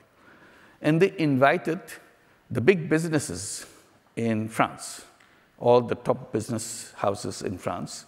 They invited the CEOs to come together with the leadership of HEC in France and get together to review what this social business is all about, if they are interested, if they would like to create social business along with their conventional business they run globally. Most of them are global companies. And they took it very seriously. One after another, they created many social businesses in France. Not they are doing it outside, they are doing it right there in France. So that has made tremendous impact in the minds of the CEOs in other countries. If CEOs from France can do something like that, shouldn't we be doing something similar or better, or at least can do things that they are doing? So now this is becoming another wave of events coming from the CEOs, not from us. And we don't play any role in it. It's the university, it's the CEOs. And CEOs voluntarily come and join, not because nobody is forcing them to come. They don't have to pass a test or they don't have to get a degree from the university. They don't have any obligation to the university, but university raised some issues, and it made sense to them. So they started gathering around. And now we see this is happening again, an initiative of creating action tank in India. So several leading Indian companies, including the most famous one, Tata, they are taking the lead. Tata actually is sponsoring the whole thing. They said, we are the one who are inviting our colleagues from other companies to get together and explain to them why we became interested in it, meaning Tata became interested in it. Tata itself has about 250 companies in Tata group of companies. Tata itself is a social business. At that time, the idea or that concept of social business didn't exist, but some 108 years back, Jamshed Tata, who is the founder of our Tata business organization, Jamshed Tata made a will that 62% of his wealth will go into a trust. The remaining of his wealth will go into his sons or his inheritors. They call it Tata Sons. Still, Tata Sons is a big company, and Tata Trust is a big organization. All the 250 Tata companies that you see all over the world are the offshoot of these two, Tata Sons and Tata Trust. Most of it is a joint venture between Tata Trust and Tata Sons. Many of them are Tata Trust itself. All the research institutions that you see in India and many other places are coming from Tata Trust because they make a lot of money by investing in companies. They turn the money back to the Tata Trust and invest it into do things that other people are not doing to help people overcome problems. So that is a concept born 108 years back, what we are talking about as a social business. Social business idea is not something coming out of the blue. People felt it very strongly, and if you dig into the history of companies, history of founders of these companies, you'll see many of them have done something like that. And one is Bosch, German company. Bosch, the founder of Bosch company, again, over 100 years, per 110, 115 years back, he devoted 91% of his wealth into Bosch Foundation. So most of the Bosch that you see around the world are the companies created by this Bosch Foundation. All the money goes into the foundation so that they go into activities which are helping people overcome their problems.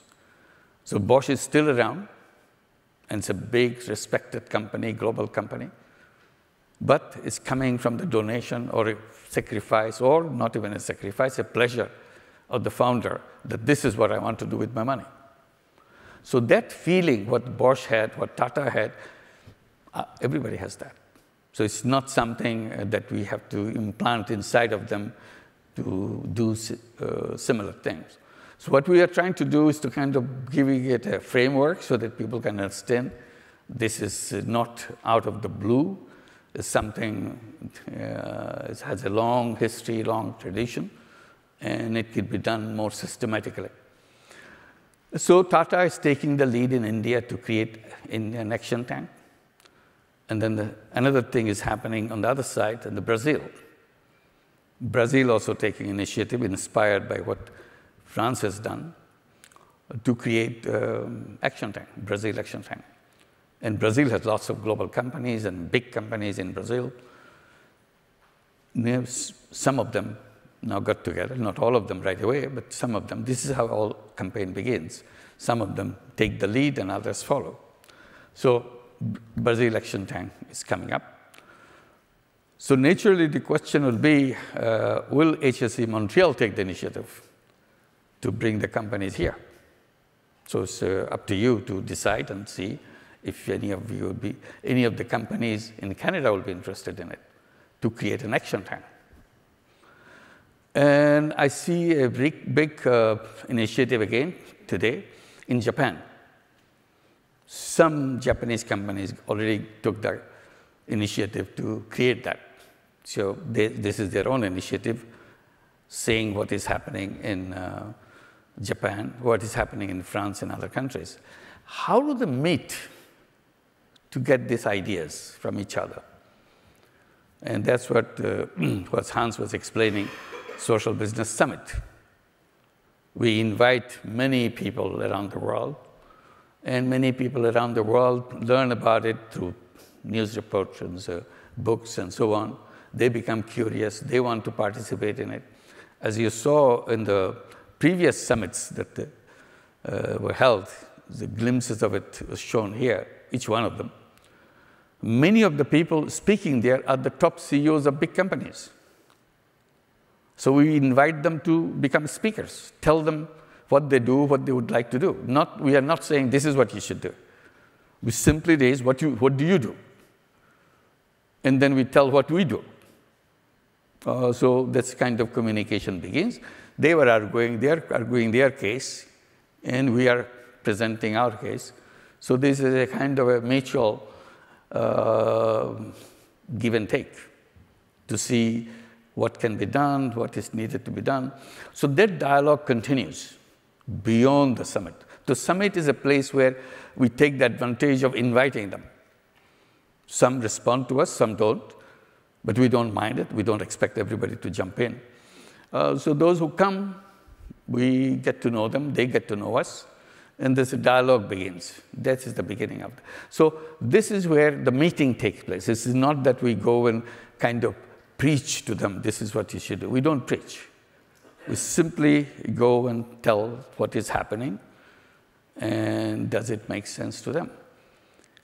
Why does it make sense to them? That's a curiosity. Because when we talk about the capitalist guy sitting on the top of those big companies, you think these people will never learn. It's not so. When you come close to them, at least some of them are very puzzled people. Puzzled because they see they are doing something which really doesn't feel good inside of them. And there are many instances of that, why they feel that some kind of bad feeling, discomfort. And they are looking for ideas to do things differently. Forget about the social business side. There's many movements in the past among the businesses have taken place, and you're familiar with this. Banque Populaire and savings banks in many countries. These things came to kind of jump away from the traditional financing system because it's not available to people. So they wanted to take steps to bring it to that. Many people created cooperatives because of the frustrations with the business, because the business is taking the money and not serving the people. So they said, forget about the business, we will be our own business. That's a cooperative. We become the owners of this business, and we do things that we want to do. So this hunger for doing things differently than what the capitalist system has told us to do is always there. So they respond to those kind of things. When we first did the Grameen Danone, this was the first big joint venture between us and a big European company, which is a global company, Danone. I didn't know anything about Danone. And probably they didn't know anything about Grameen, except that curiosity about us, reading through books. And they wanted to understand what we are. And I was invited. I had no idea. I'd never heard of the name Danone. It never struck me. So I was invited to discuss what I do in Grameen Bank. And Frank Ribaud, who is the founder of Grameen, not founder, his father was the founder. He is the CEO and chairman of the company. He wanted to learn about Grameen Bank. So that was the beginning of that. And that led to many other things, and ultimately creation of Grameen Danone, in the story that you saw in the Lamiya's presentation about the yogurt, solving the problem of malnutrition among the children of Bangladesh. Bangladesh has a large population, 165 million people. And most of our children are malnourished. Nearly half of them are malnourished. To be precise, 48% of the people are malnourished. Let me have a drink.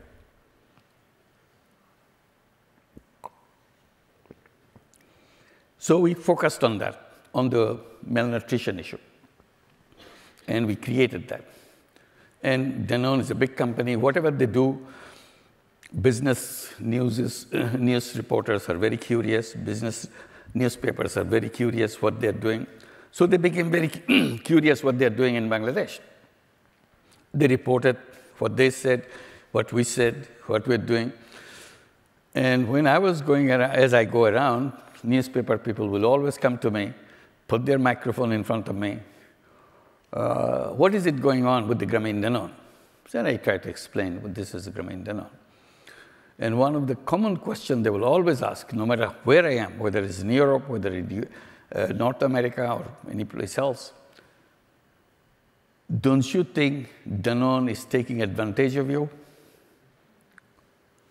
By creating a company with you, they're trying to create an image of Danone. Danone is a good guy. They want to help the poor people. And you represent the poor, so because you run the Grameen Bank as a poor people's bank. So they want to take advantage of that. They're fooling you. And I didn't know how to answer that question, whether this is true, this is not true, how can I say that? Then I realized that I have to say something that I feel comfortable with. I said, oh, is it so? Are they taking advantage of us? Then I said, I thought I was taking advantage of them. Because nobody knows what social business is. The moment Danone became interested in it, now everybody's talking about social business, what the Danone is doing. So I thought I'm taking advantage of Danone to get the idea of social business known to other people. I said, okay, you write it this way. If they are taking advantage of me or Grameen, so I'm telling you so that you can write in your story, tell people that I'm ready to be used by other people. Anybody can take advantage of me. I'm available. I don't mind about that. So please contact me, anybody who is interested to use me.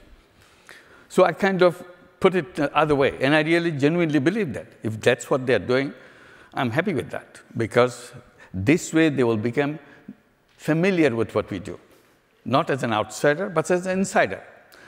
Maybe while they are taking advantage of me, ultimately what will happen will be the reverse. They will get so taken by the idea of this, they will change the whole of their business someday because their mind will change. So I said, I see no harm in that. So this is the spirit in which it began.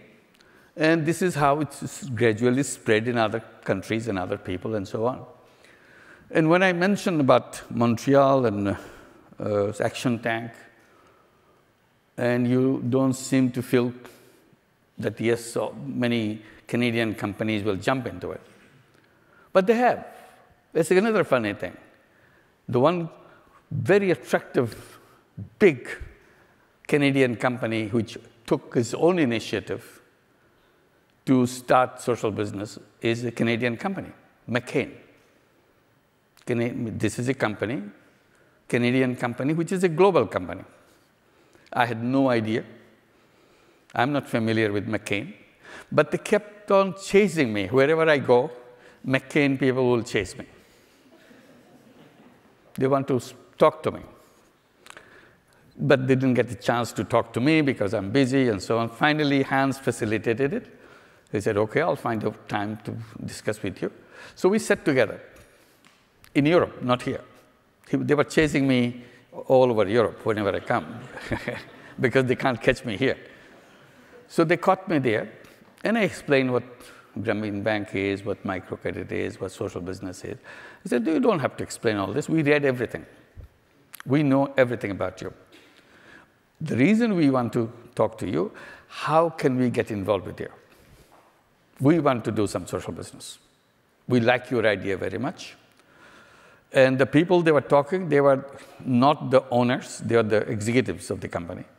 So our owners are very interested because this is a family-owned company. McCain is a family-owned company. Our family is very interested in your work. They asked us to talk to you how to start. So this is an initiative coming from Canada. And since I didn't know anything about McCain, I said, can you tell me what you do? They were probably very embarrassed that I don't even know them. They said, do you like French fry? I said, yeah, I like French fry. Next time you eat French fry anywhere in the world, just remember, you may be eating McCain French fry. I said, oh my God, you are big. I said, yes, we are big. 60% of the French fry market we control in the global French fry market. So that's our job. So wherever you're eating French fry, most likely you're eating my French fry. That's it. So we came close to them, and I saw how genuine they were. We proposed to them, this is the way we have to do social business. Any way you want, we'd like to do that. So we invited them to do a social business in Colombia, because at that time we were very busy trying to address some of the problems in Colombia by designing social businesses. And I saw at that time how terrible the situation of the farmers were in Colombia. The war is going on with the FARC and so on, dislocation of the farmers from one place to another. In the meantime, Colombian coffee disappeared from the world market because Asian coffee growers became the champion of the coffee market. Indonesian coffee is the supreme. Vietnamese coffee is the top. Colombian coffee disappeared. They couldn't compete with them. So all those people who were involved in coffee growing, they suffered. So I said, why don't we address this issue of the farmers with this joint venture? And they were very happy with that. They came in a big force. We designed a program, called it Campo Vivo, create the new company. They became the joint venture partner with us. And we created that company to start producing potato in Colombia. And did wonderful work. They were excited, we were excited, the farmers were excited, and that got into their head. They want to do more. This is one of the beauty of social business. Once you start, you can't stop. You become compulsive in doing more and more. So I even say it's a very intoxicating experience. You want to do more because it makes you feel so happy that you did something which you never done before. And it touches the lives of so many people. When you do something which touches people's lives, you get inner happiness which you cannot get from anywhere else. And that transforms your thinking process. I had no idea what they will do with this excitement, but that shows up someplace else. In France. The head of McCain in Europe, Jean Bernot, he became very interested to do it in France. And he said, please give me a date. I want to launch a new social business for France, because I don't want to do it without you on my side. I said, okay, we'll do that. So I came. He had a big conference to launch this project. Very simple idea. He explained, whatever potato France produces, France is a big potato country, whatever they produce, 26% of the potato are just thrown away. And I was very curious why they throw it away. It's a good food. They throw away because 20% of this potato are not in the right shape for the machines that the companies will be using. The buying companies like McCain and others, so many other companies. They don't grow, they just buy from the market and process it as French fry, as chips, and so on. Since these potatoes are not in the right shape, there's a lot of waste for them, so they don't buy them. They buy the right shape. and 20% don't fit into their shape. And farmers have no use for that. Nobody buys them anymore. They just throw it out. They get the money from the remaining potato they sell. What happened to the 6%? 20% because it doesn't fit. 6% was never taken out of the ground because the machines that you operate, they cannot catch those 6% from the ground, so they remain inside the ground.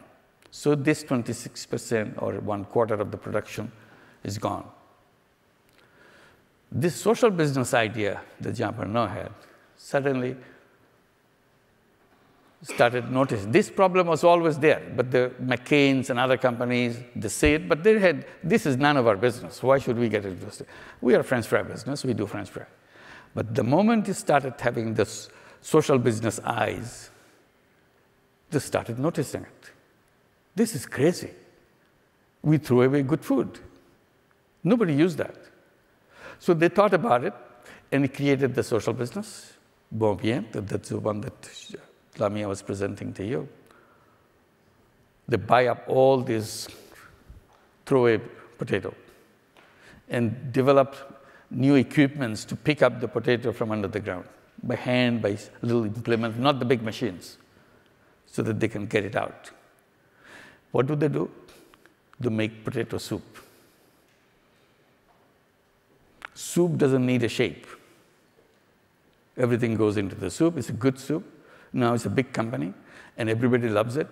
Now it's become a famous soup in the supermarket. They call it social business soup, and they have a special recipe for that to promote it. Several chefs have contributed the recipe for the social business soup.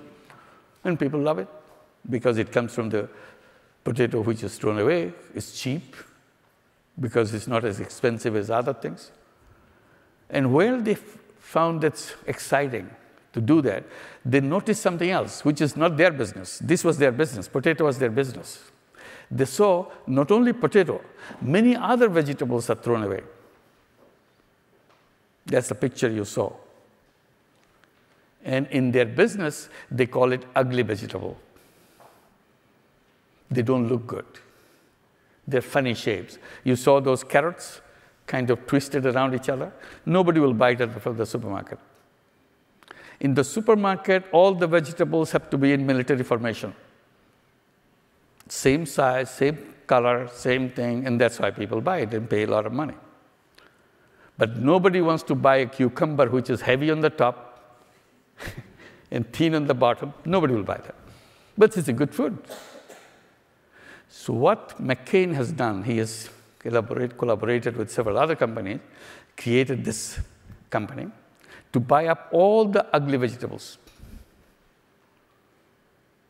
create soup, good vegetable soup, and ready-to-cook package.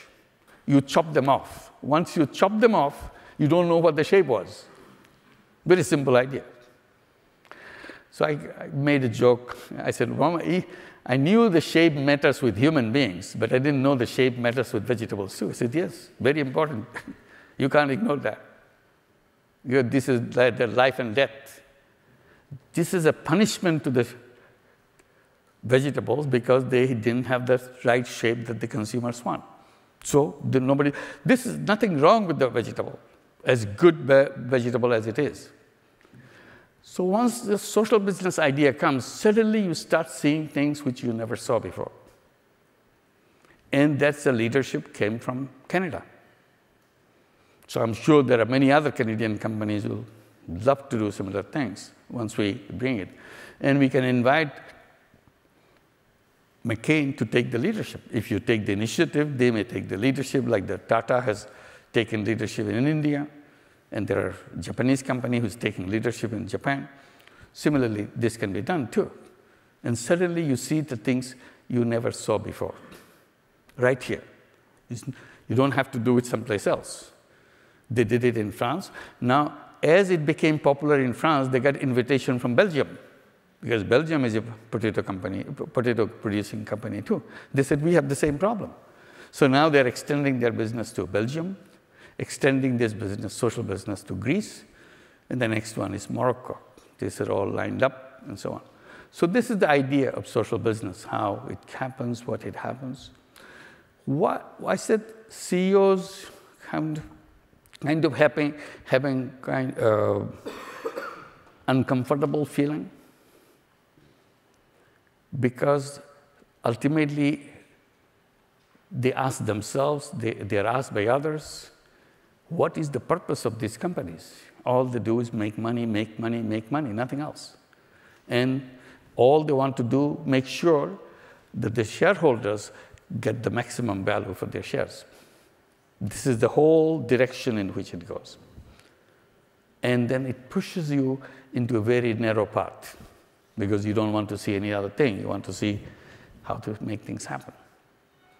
And that created a lot of problems. And all these problems have come out, and you know you don't have a good answer. In the press, you try to defend yourself, giving very convincing answer and so on. But inside, you don't feel good. So what you say publicly is not the same thing what you say privately inside. So this is a mismatch. And then issue comes, big issues. You cannot have any answer. Concentration of wealth. There is no answer to this question. And it becomes a very sensitive issue. You try to say, okay, capitalist system ultimately will solve all this problem. It is not solving the problems. It's getting it more worse every day. Today, we are told in the newspapers, I'm sure everybody got puzzled with those information, 8 people in the whole world own more wealth than the bottom 50% of the people in the whole world. 8 people owning more wealth than the entire bottom 50% of the entire population, which is nearly 4 billion people, half of the population. Combined wealth of this, the 8 people own more of that. Last year, it was 32 people, something like that. This year, it is 8 people. And I keep asking, what will be the number of people next year? 2% owning more wealth than bottom 50%, 1%? What? So this is a huge concentration. And then they also tell it in another version. 99% of the wealth of the entire world, 99% of the entire world's wealth is owned by 1% of the world's population. So what is left for the 99% of the population? 1% of the wealth. So what do we get? Where are we if all the wealth goes to that? You know, you talk about the wealth distribution. This is a very familiar thing, income inequality, wealth distribution, and all that. I kept saying, why do you call it distribution? There is no distribution. This is a monopoly. Few people got everything. If you have a distribution, that means you get something, I get something. That's the distribution, I understand. But you keep on saying distribution. There's nothing to distribute. They got everything. And next year, it will be worse. Whatever we get today, next year, they will get it all.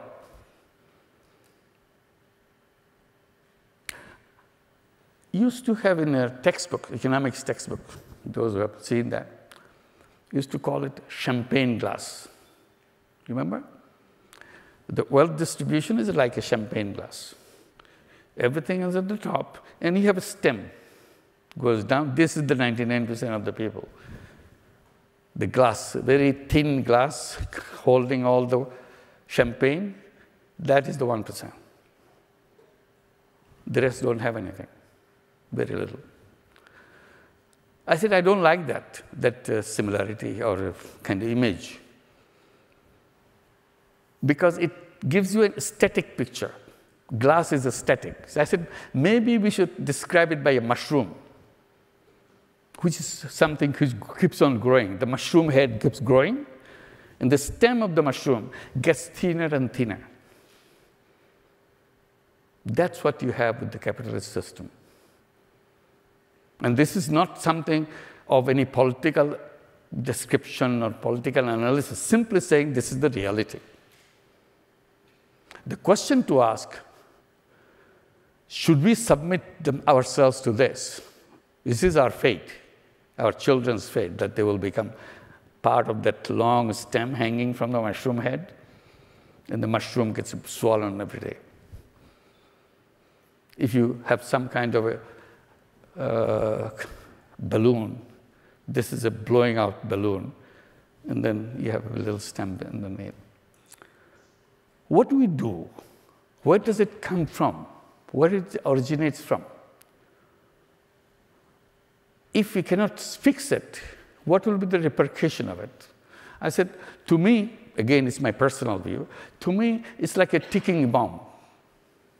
We're not paying attention to it, but it is a ticking bomb which will explode socially, politically, and economically. You cannot go on depriving people. In any explanation you have, you cannot deprive them. The anger that will accumulate in the bottom, nobody can resist it. Our politics will get messed up completely because people can tell them anything to get their support and make things happen the way it will push the world totally in a wreck. And if you try to explain the recent phenomenon, probably it will fit into that picture. Maybe yes, maybe not. Like Brexit, for example. Brexit probably is the same dissatisfaction among the people. How do they explain that? Politicians explain to them, people who are dissatisfied, who are angry. East Europeans are coming and taking away a job. That's why you don't have the job. So unless we can't get out of the European Union, there is no solution, because with the European Union, we have to accept people within Europe. So let's get out of the European Union so that we enjoy our life. Nobody will take away our wealth. See, wrong explanation. It's not the East European taking away a job, because the system you created, you are losing your job because it's becoming something else. And it comes to same thing in Trump. Build the wall. Stop the migrants. Same thing. Trying to please them. And they fell for it. Yes, let's get out. But will it solve the problem? Because the system, again, within that whatever you got, still pump out everything on the top. That's not a solution. So we have to find a way to get out of it. First, to stop the wealth concentration, the process which is becoming speedier, faster and faster. Can we slow it down to begin with? And gradually slow it down to someday to become the speed of this ballooning wealth, speed to bring to zero. So, okay, whatever you are, stay there, don't grow much. So the remaining can come to the thing. How long will it take? What will be the procedure to get there? So this is the basic question. Can we reverse it? Slow it down, bring it to zero, then reverse it. Wealth doesn't proceed that way, wealth proceed this way. Will it possible? Is there a mechanism? Because otherwise, what we have, all the institutions are built that way. Institutions are helping the rich to get richer. That's the way all the institutions are built, and particularly the financial institutions. You remember the financial crisis that we had, 2008? How all the governments jumped to solve that problem because the whole thing collapsed. There was no financial system left anymore. Why? Because they just turned the whole financial system into a gambling casino. Did the gambling casino disappear? No. They gave it a little burnish to stay. It didn't change anything, just a little bit. And in order to get them out of that crisis, so that this economy start moving, they made a principle, they made a rule, so that you understand what we are doing. We are helping these companies, big businesses, big banks, because they are too big to fail. What a wonderful idea. They are too big to fail. And what happened to the billions of people who lost their job, lost their homes, lost everything? They are too small to matter. See, that's a policy. You are too big to fail, they are too small to matter. I don't care what happens to them. But this is very important, because we have to save them, because the whole economy is in their hand. That's not a good economy, when you have all the economy in the hands of few people. Even the government has to come and dish out all the taxpayers' money to save them. So that's where we are right now. And in that context, we are looking for solutions. And I was not looking for that solution. I was doing something else. What was my work? I was just trying to lend money to poor women, just in a little village. That's how my work. And in the process, I started raising some basic questions. Not because I was becoming a theoretician, I was seeing something terrible. Banks won't lend money to those women. And I raised the question, why not? What's wrong with you? They said, it cannot be done. I said, I'm doing it. It works. Oh, this is a funny thing, a small thing. That doesn't make anything. I made it big. I said, well, it may work in Bangladesh. This is a funny country. It won't work anywhere. Now it works everywhere. Still, banks don't change their mind. Then we did it in the USA. Lamiya was explaining to you. We started 8 years back. Now today it's the 9th year. It's 9 years back. Next year will be its 10th year. So we'll have a big celebration this year, the 10th year celebration, 1 year ahead. When we complete our 1 year next year, total number of borrowers that we'll have in Grameen America will be over 100,000 borrowers, all women, 100% women. Right in the United States, not in Bangladesh. You can't say, oh, Bangladesh is a funny country.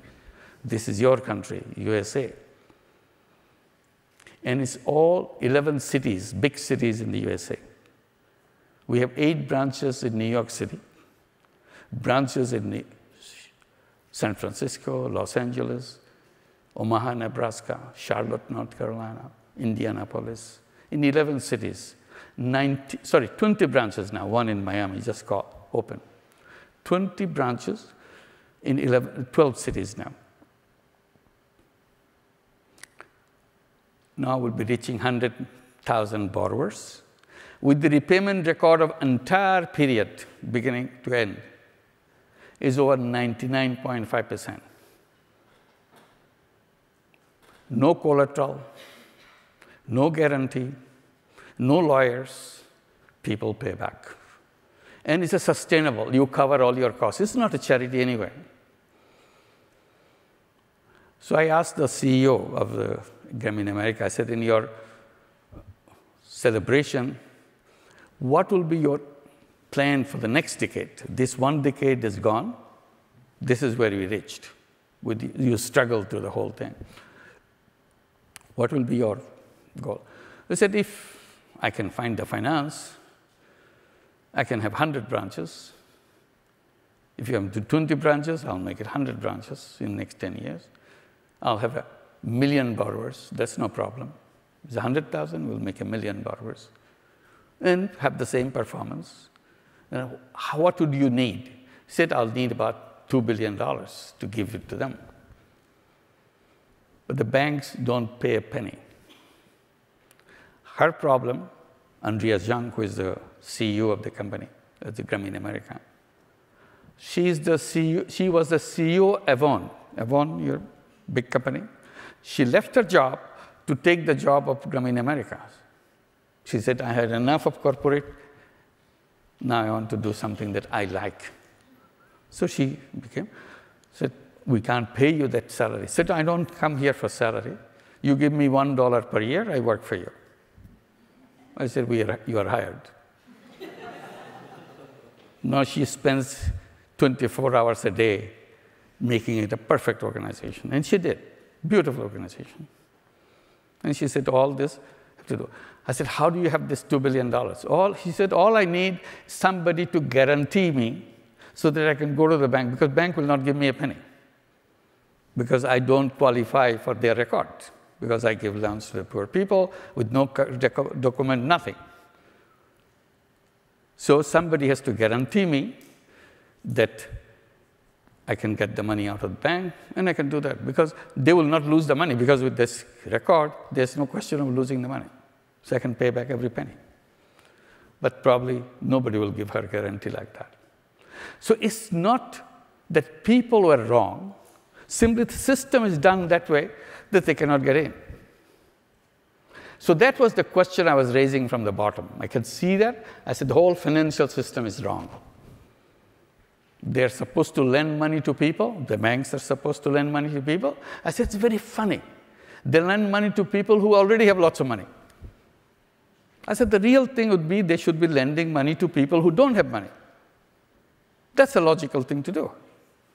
And they get away by doing the most illogical thing and get applauded and say they are too big to fail, so we have to go pour in our money to save them. So that's the mismatch in our thinking, in our way of doing. While I was criticizing the banking system, I started noticing other things, which created something in me that I had to express it in my own way. First one is about the young people, the second generation of Grameen Bank families. We are now 42 years with Grameen Bank. So a lot of young people coming from those families who started as a poor woman, started this. Now they move on and they have children. We send the children to school, they have education, but they don't have jobs. Bangladesh doesn't have any job. And soon, Canada won't have any job. USA won't have any job. Why? Because robots are coming. Artificial intelligence is coming. Trillions of dollars are poured in to make those artificial intelligence so that they don't have to hire anybody. So don't feel that, okay, I got my job, I'm okay. Soon, next generation will not find any job because they are taken by robots, they are taken by artificial intelligence. So what I'm describing of Bangladesh today, it will be repeated in Europe, in North America, everywhere else, for another reason. So you can't get away from this. Because as long as you remain focused on making money, you forget everything else. You have no responsibility whether somebody got a job or didn't have a job. This is none of your business, a government business. What would the government do? If you're a wealthy country, probably government will give you unemployment benefit so that you can find yourself some food, some place to live, and that's all. And you walk around doing nothing. And I said in Bangladesh to the young people, why are you sitting around not doing anything? They said, we don't have a job. I said, why are you waiting for a job? What are we supposed to do? So I said, did your teacher tell you to have a job? Did your books tell you to have a job? Why are you looking for a job? Then I tell them, look, job is a very old-fashioned idea. It's an obsolete thing. It should be removed from all the books. Your teacher should be retrained to think differently.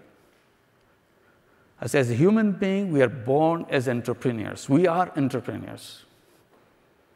But they put into your head that you have to work for somebody. Human beings are not born to work for anybody. And in our entire history, we didn't work for anybody. We were hunters, you remember?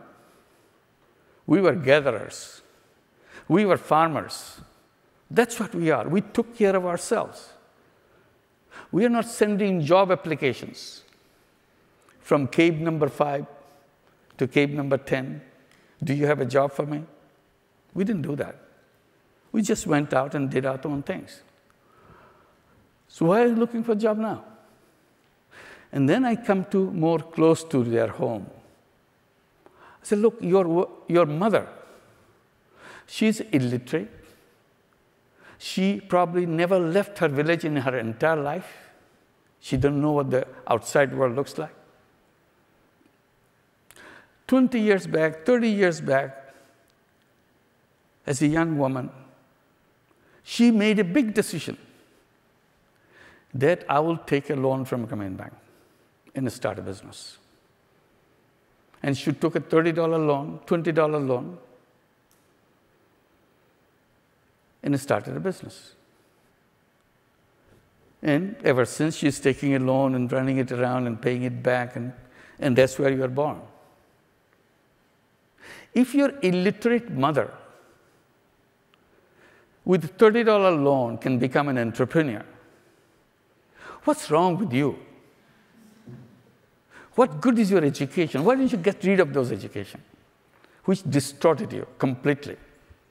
Why don't you go back to your mother, learn from her how to stand on your feet and make your own life?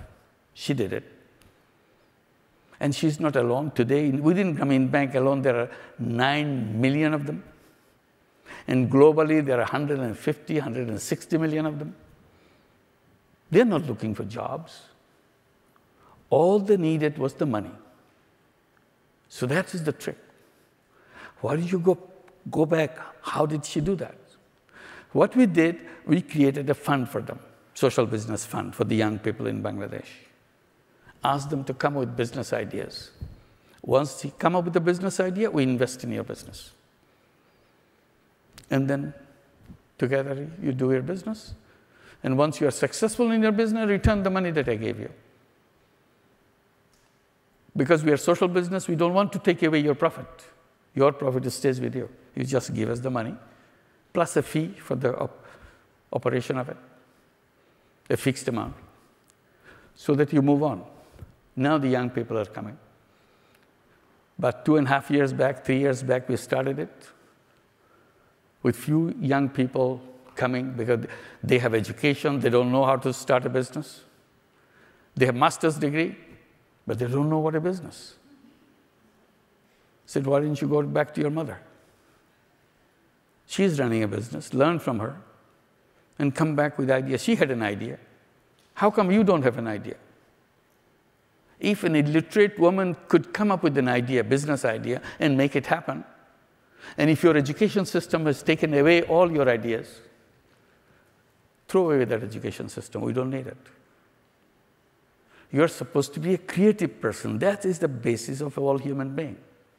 A creative person always think of things to do.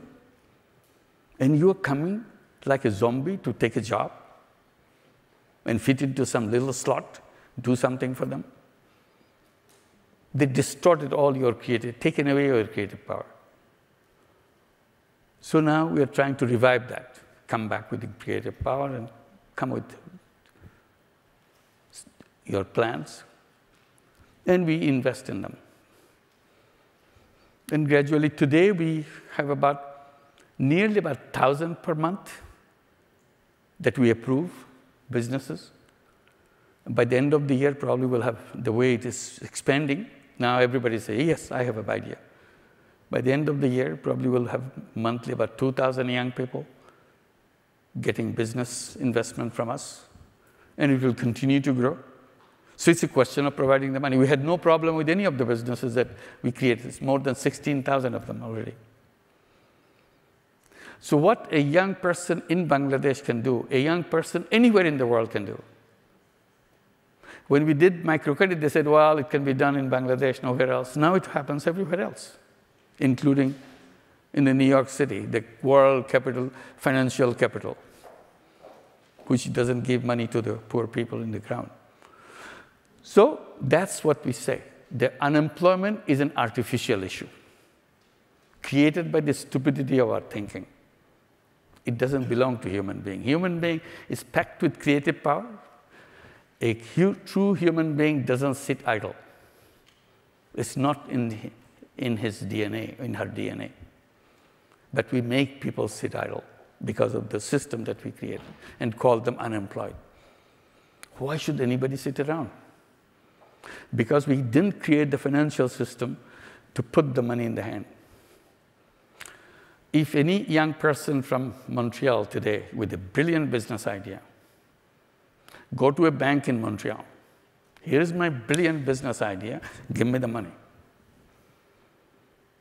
Probably the bank will call the security. Get him out. That's the way the system is built. So you don't trust the creativity of a young person. You have not created an institution to do that. But we did. And as I say, I'm reporting, it's working. And people are so happy that they can do something with it. They don't have to sit around saying that they are unemployed. So this is the way things to be happening. So when I say 3 zeros, 0 unemployment, 0 poverty, 0 net carbon emission, these are the things I'm trying to do. And unemployment, this is, I say, I cannot solve the problem of an entire country of Bangladesh because it's too big to do it right away, because you are starting from 0. But that doesn't mean that it cannot be done. All I'm saying, I can create a village where not a single person is unemployed. I can do that. If I can demonstrate that, yes, I can create a village where not a single person is unemployed. Not an older person, not a younger person, not whatever age doesn't matter. No, whether it's a man, whether it's a woman, doesn't matter. Everybody is busy doing things. It can be done. If I can do it once, all you have to do is to repeat it, that's all. It's no big trick in it. You may say, okay, you have done 16,000, but you can't do it in Montreal. I said, why not? All I have to take 5 unemployed young people in Montreal. 5, just 5. Taking 5 unemployed young person in Montreal, get them out of unemployment, put them into an entrepreneurship role. Is it something rocket science? No, it's not. Simply, we don't take that step. It doesn't take a lot of money either. It's a question of we don't think that way. That is the process I'm challenging. Why don't we think about that? All we have to do is to create instance that, look, I have done that. If you can do 5, I bet you 10 of you here say, I can do 10 each. Because we have done the work. It's done. You say 5 is too many for Montreal, I don't have that. Start with 1. Take 1 person, unemployed person, say, this is my challenge. I will take this young person, young man, young woman, turn him into an entrepreneur. And I'll be her partner. You're not giving it away, you are partner, that's all. Partner to support. If that can be demonstrated, it is done. That's why this Yunus Social Business Center is so important, to give instances to each other. Create those inspirations that can be done. That's the role to play. Nothing is impossible. What happened to the wealth concentration? Why did you get out of that issue? You got into something called unemployment and so on. Because, imagine, just for the sake of imagination, if we all became social business entrepreneurs, all of us, kind of a imagination, will there be wealth concentration? No. Because nobody is concentrating wealth, because I'm not taking any profit anywhere. So I can concentrate wealth. All the wealth stays with the companies that we created to solve the problem. If 50% of the businesses become social business, there'll be a big move out of this wealth concentration, because we don't take any profit. The profit is creating all the personal profit is creating all the problem. And then not only personal profit, the bigger profit you make, next year you make double that profit. That's the process. You have a big magnet to attract smaller magnets. And the financial system is waiting at your door to pour in money for you. Where we are throwing away this unemployed young person who has a brilliant idea. So these are 2 different kinds of systems. So we change the financial system. A lot of these things will disappear. So that's a big challenge that we have. So we have to start thinking in that process. Once we do that, poverty will be gone, because it is not inside the person. It is in the system that we create that. Blocking all the doors for them. That's what creates poverty. So once we address this issue, and social business is not for just big businesses of McCain or Danone or anybody. Social business is for me and for you. It can be done by anybody. So that's the direction that we have to see. This is the way I thought and I'm presenting to you.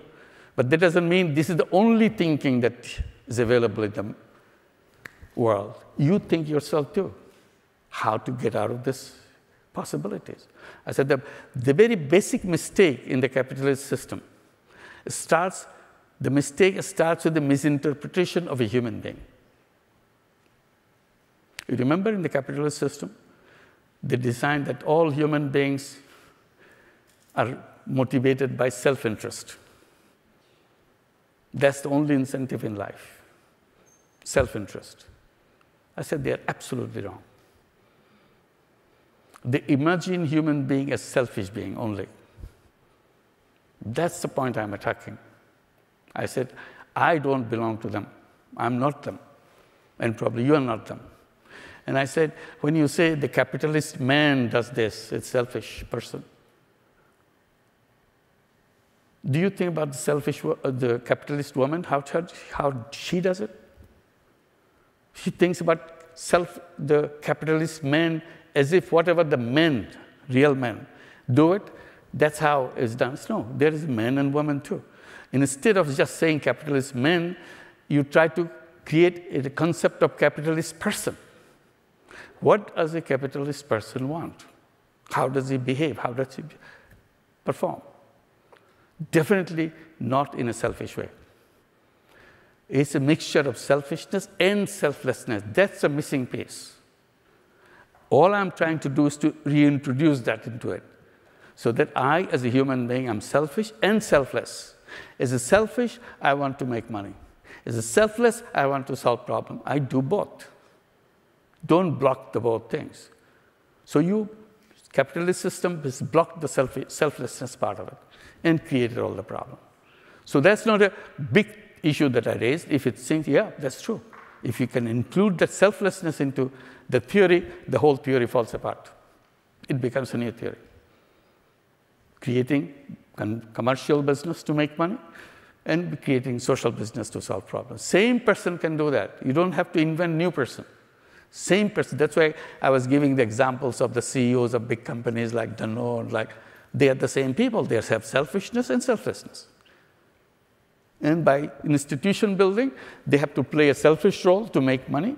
And as a human being, they can create the social business to create a world which is different. So that's what 3 zeros represent, to reinvent ourselves and create a new world. I said the civilization that we have now is a greed-based civilization. All I'm asking for, can we transform, can we transit from the greed-based civilization to a new civilization which is based on human values, whatever we are as a human being. So it's really discovering who we are.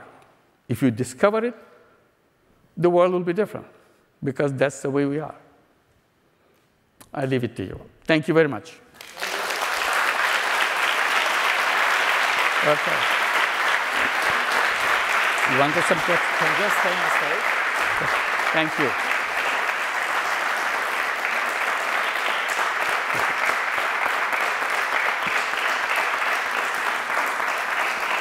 Thank you. So, thank you very much, Professor Yunus. Now we're going to start with some questions coming from the groups that are taking this competition. We have 3 questions, and then we open to the public. So Maitaish is going to read the questions. Okay.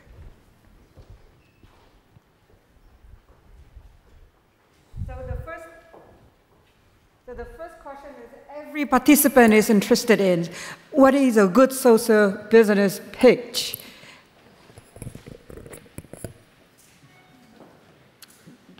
What is a change the world. That's it. What else?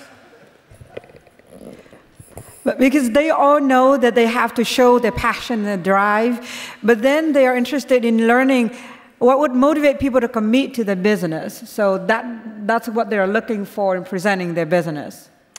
Well, Lamiya has mentioned it in a presentation.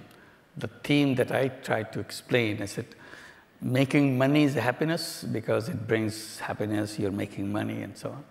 So that's granted, that's no problem. But I'm putting the other side. I said making other people happy is a super happiness. So that part is missing. So if you put them together, so you make your pick, which one you want. You want to make yourself happy or you want to make yourself super happy? It's up to you. Thank you. And the second question is, what is your advice for managing growth in terms of business growth and social mission expansion? Why do we need growth to begin with? Who is growing? This is the issue. This is what I'm trying to explain all this time. The other guy is growing. I'm not growing.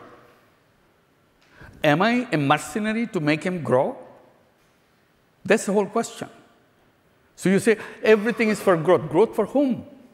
Who is growing? Somehow we are not getting the message. So we want to grow, but that has to be a reverse process, not this one. See, all the roads are built to make it happen this way. To fatten and widen and balloon the top, the mushroom heads, and we call it growth. If you want to do that, all the roads are built now. But if you want to build another kind of scenario, where everybody shares whatever you have, you have to build new roads to get there. These roads will not take you there. Old roads will always take you to this old destination. It will never be able to doing it to a new destination. If you want to go a new destination, you have to build new roads.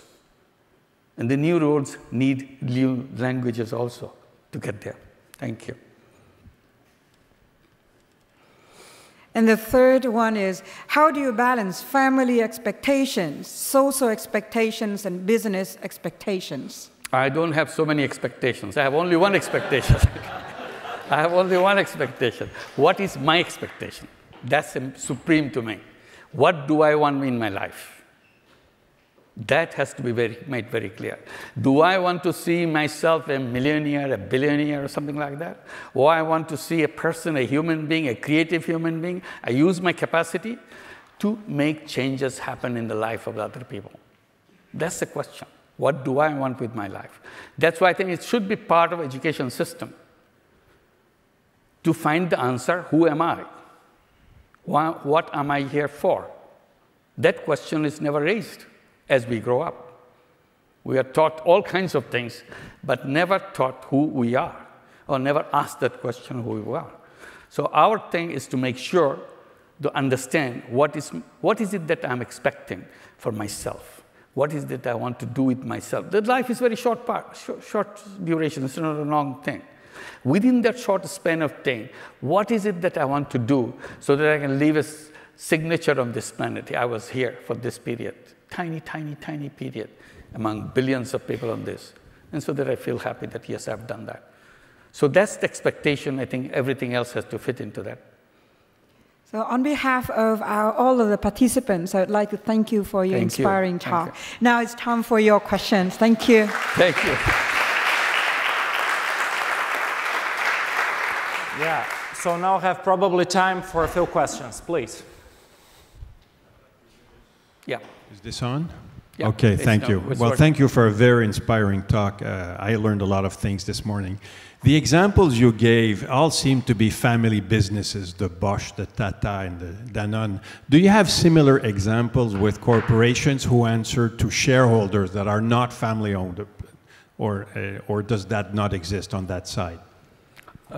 When Lamiya was making that very comprehensive presentation, you saw many of the companies, like Intel Corporation.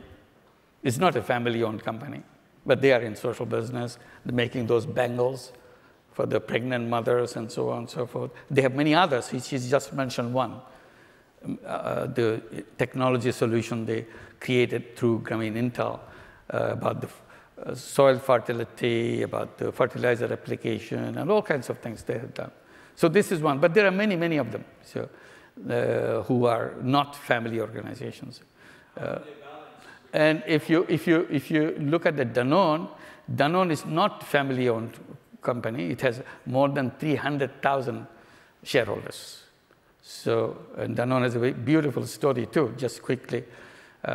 They had difficulty in putting the money into the new business that we agreed to start in Bangladesh, Grameen Intel, as a social business, because their lawyers objected.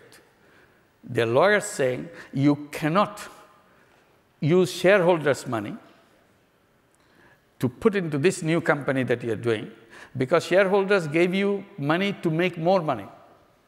Now you are using this money to a company who says, we'll never give you any dividend. So you don't have a mandate from the shareholders to do that. So they stopped. They couldn't do that. So they had to come up with a new idea, how to make it happen. So they circulated a letter to all the shareholders before their annual general meeting, explaining what they are doing in Bangladesh and asking the question, if you are interested as a person, want to invest in this company, please put a tick mark on the box and say what percentage of the dividend that you'll receive from Danone you would like to invest there. Out of this letter that they wrote to the shareholders, all 300,000 of them, 98% of the shareholders responded positively, said yes. Out of that, they got 35 million euro. They needed only €500,000 for this. And they explained it. We need only €500,000. They got 35 million euro. So the shareholders said that. It's not person, it's not a business, it's a family or so. So it's true for anybody. If you ask the right question to people, people will always give you the right answer. Unfortunately, we assume things. No, shareholders will not like it, so we shouldn't go in. I said, why didn't you ask them? They went outside the company. Go directly to the shareholders. Would you be interested in doing that? They said yes. And they gave you 35 million euro, knowing fully well you are looking for only $500,000. Today, they created Danone Communities Fund, a social business fund, to invest this money into many more social businesses, because this money they gave for social business. They don't want to use this money for profit-making business. See? Reverse the whole thing. Thank you. Thank you. We have one there. Thank you, sir, for the enlightening talk. I just wanted to ask you, you mentioned about social business creation for, during the presentations, we have seen that companies individually, only one company is helping, let's say, an entrepreneur to create some social business. But let's say, let's take the example of Bangladesh only, where there are lots of people with apparel in the apparel industry, or maybe some person will be looking for to start something related to apparel industry. So, let's say, have you come across examples where companies are trying to work together, let's say more than one company, let's say Walmart and Gap, they are trying to work together because they have their apparel products. So have you encountered that, and then have you seen any kind of conflicts because you have your own set of goals and they have their own set of goals, so collaboration, or you only have encountered only single companies investing? Well, my answer would be they're free to do anything they want. We're not dictating anything to anybody. Jointly, yes, there are a lot of them, they have done jointly with us, social business, joint venture. If they want to do it on their own, there are many people they have done that on their own. Like I'm giving the example of potato, soup and so on, there are several companies together. It's not, McCain took the lead. They were the one who brought the idea, but several companies got together to create that company and make it a total company-wide support behind that. Not only potato companies are involved in that, there are also vegetable companies are involved with that. Also, the retailers are involved in that. So chain stores are involved in that. Many companies could join hands in that. Thank you, sir. Thank you. Thank you. We have one there. Thank you so much for your talk. It was really inspiring. Throughout it, you talked about a lot of roadblocks to social business, such as our educational systems and current financial systems. And these have to do a lot with policy and the role of our government. So now that you are successfully working with some of these corporations and companies that you talked about, what do you think would be the next steps in making our governments allies to the social business movement rather than only being roadblocks? Or You see, the government is not something coming from the sky. They are us. We say, you run the government. So it's our choice. Who will be the government tomorrow? If you are the one who is a social business champion and likes social business, I elect you and you go and do the social business.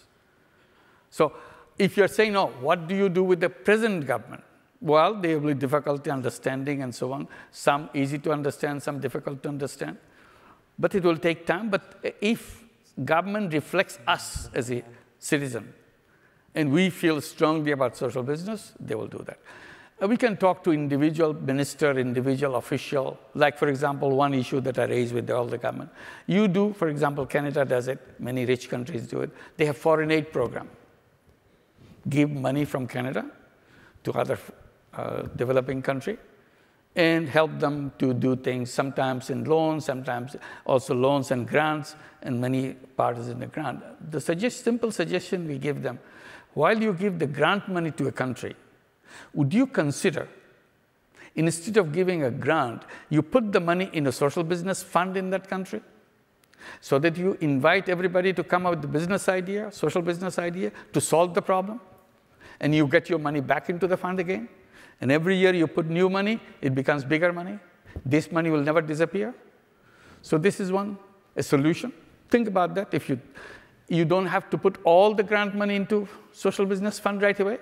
Take 10%, 20% of the money, try it out, whether it makes more benefit to the people or less benefit. You change your mind depending on what result you get.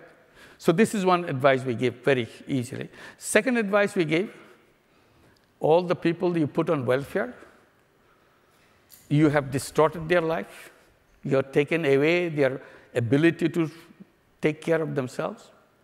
So why don't you create a social business fund for the welfare recipient and ask them if anybody is interested to start the business of their own, you'll invest in their business so that they can voluntarily come out of the welfare status and become an independent person. You are trying it out as a social business fund, like we do in the case of the young people turning into entrepreneurs. I said, there are many people within welfare, they'll love to do that, but nobody will give them money. Not only that, if you're in welfare, there are laws, particularly I'm familiar with the laws in the USA. It says if you earn $1, you have to report it to the welfare authority. And welfare authority will deduct that dollar from your check. I said, what kind of law is that? You should be encouraging people to earn $1. Now you punish them. I said, if I'm designing this law, I would put it that way. I said, if you earn $1, you report to the welfare authority, and the welfare authority will match you with $1 so that you are inspired to do more, so the next time you get more. And gradually you pull yourself out of welfare. So you have to redesign them. Redesign in a way people are encouraged to take care of themselves. People are packed with the capacity to take care of themselves. Simply we deny that. Simply we said, no, we have to take care of them. Write a check for them. We write a check, and we destroy that ability to take care of them. So this is how we explain all the time. Thank you.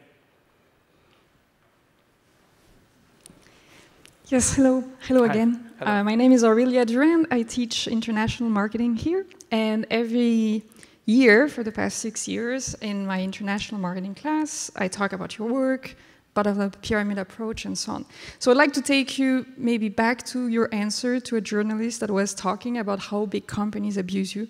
But let's imagine that you're in a classroom, small setting, 20 students, not the big stage, not the global events. Every single year, twice a year, I have students that distrust that big companies do anything related to social business, except but for their image and for their reputation. So what can we say to our cynical, distrusting students, colleagues, friends, the students that are not here today? How can we inspire them to consider a different angle? Yeah, all you can say, proceed cautiously. You don't have to take it right away, because it's years of distrust they have earned. Overnight, you cannot get it out.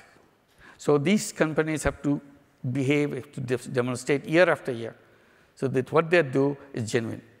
Because whatever they do now is a suspect. They have something up their sleeve. They're fooling us. Because they fooled us many times before. They will fool us again. So we have to be very cautious. So that's absolutely legitimate. So don't get upset about it, because we have not the final verdict yet. So all I said, they are using me, I'm using them. That's what I'm saying. I'm not saying that they are perfect and so on. I have my interest. I want to penetrate into them so that they can change their mind. So now if I'm outsider, I cannot penetrate their mind. Now I can penetrate their mind. And if they start making sense, after all, my assumption is they are also coming from families where they have children and so on. Their sons and daughters in their breakfast table asking the same question, and they have no good answer. And they feel guilty about that. So given a chance, probably, finally they will do something. Their sons and their daughters say, Dad, you're doing great. We are with you. And that's what they're looking for. Thank you. Hello. Hello. Thank you so much again for your talk. It was very inspiring. So my question is more around leadership. So I work with Ashoka Canada and a company named Mzingo, and we specialize in designing programs that consist of leadership development and social impact consulting projects in South Africa, Peru, Brazil, Spain, etc. So our goal is to prepare the next generation of leaders by inspiring a more responsible type of leadership, which is something that you touched about. Ashoka Canada pushes a lot of change-making values such as empathy, teamwork. So I was curious to know your take on, I guess, the different traits of leadership that you think those next generation of leaders in social business or whatnot should process, or what do the next generations, such as people as us here, should look into nurturing to be able to bring that social impact, positive change in the world for tomorrow? Thank you. Yeah, so leadership is always important, no matter what you're doing. The question is, leadership also has to be for a purpose. So that's a purpose I'm dealing with. This is what, and the leadership and other things are always important. And we're very familiar with Ashoka. We know Bill Drayton for a long time, good friends. But again, we are focusing on the content, what we say is a social business. There are many other contents, social enterprise, social entrepreneurship, social impact, and many, many, many things. So we have no quarrel with them. We say, do whatever you think is the best. Here we limit ourselves in this, focused on this particular one. Totally delink yourself from personal profit and concentrate on making the changes in life, make the problem solving. So our whole focus is in problem solving. And no connection whatsoever with making personal profit on that. So if you want to mix personal profit and social goals and so on, feel free to do that. So we have no quarrel with that. We applaud them, absolutely. That is great. But here we are. This is what we do. Thank you. Have someone there. Yeah. Hi. Hello. My name's Arthur. I'm a student here at HEC Montréal, coming from France. And so I believe we all agree here to say that capitalism has already shown its limits. And so social business has sort of emerged because of the problems of capitalism. So my question would be, do you believe that social business could be sufficient as a system of its own in the world? Or do you believe that we should need more than one system to maintain a certain balance in our world economy? Yeah. All the problems that I see, and I reacted to that in my own way. I'm not saying I'm covering everything. I see these are the basic fundamental issues that, to me, comes very clearly. And I'm inviting everybody to see in their way what should be done. I'm presenting the problem, particularly the problem. There are many problems, poverty, environment, and so on and so forth. But I'm particularly focusing on these three issues: the poverty, unemployment, and environment. These are the three issues that I focus. And I say this is fundamentally wrong because design of the capitalism is wrong. And then wealth concentration. I said totally unacceptable. Nobody can convince me, please accept capitalism, even if they do the concentration. I said, no, I can't accept that. Wealth cannot be, and it's not because they are super people. They're just like us. There's nothing special about them. Simply, the system brought all the wealth that they are fit because it's designed that way. Once you get into the road, everything comes to you. You don't have to work extra hard for that. So this is how it goes. So that, I think, is the wrong system, which brings all the wealth to a few people, no matter how smart they are, et cetera, even if they are smart. So this is what I'm saying. Should be shared by everybody. We need a system which automatically does that. It's not that government has to take this wealth, pull this wealth from them, and then write checks for everybody else to do that. That's, again, a wrong system. It cannot be done because it will never happen. Those people who have all the wealth in their capacity, they also control the government, they also control the politics, they control the media, they control everything else. So no chance, you are already stuck. So your only job you have is to serve them. You have no other role. That's what I'm objecting. And I'm saying this is the only path. That's what I'm saying. This is the way I see it. If it makes sense to you, please go and do it. If it doesn't make sense to it, find something else. And tell us how we should do. I'm listening. And like us, many others are listening. Because this problem is, as I said, is a ticking time bomb. We cannot just wait until that explosion happens. Thank you. We have someone there. Okay, thank you. My name is Tigene Navasaga. I'm a PhD student here in HEC. I agree with you in the sense that capitalists model human being as selfish man, rational, and but what is also, I don't know if it's, correct, but what we know is that we actually learn in the same way from school. We always talk about profit maximization and so on. So we come out of a school with the same idea. And since, given this situation, and since social business is non-profit, but from what you explained, it seems that it's non-monetary profit, but it's not a zero, it's non-monetary profit, but it's not it's not. You got into complicated. Yeah, it's zero monetary profit, but not zero non-monetary profit. Okay, I'll explain. What we're saying is no personal profit. Yes. No. I want to add monetary profit. Business makes profit. Profit stays with the business. But the business is created for only one objective. Okay. To solve a problem. The problem, exactly. That's it. So the investor is not getting a monetary profit from what he put on it. That's right. Exactly. So my question is, how do you sell? What is your strategy to sell the non-monetary profit to the selfish man, to the regular business? Because by doing social business, there is some kind of non-monetary profit you can have from it. I tried to explain that this is the issue, that whole thing, the whole structure of the capitalist system.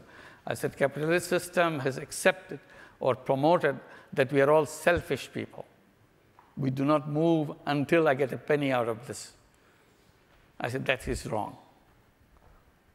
I'm saying we are selfish and selfless. And in the selfless part, I would do anything to help. Even put all my things into there. That's my selfless part. Because I see this is worthwhile cause, and I do it. I will starve to make it happen. That's the selfless part. And every one of us have selfless part. So you can activate both parts if you wish. You can get activated your selfless part and selfish part together, separately.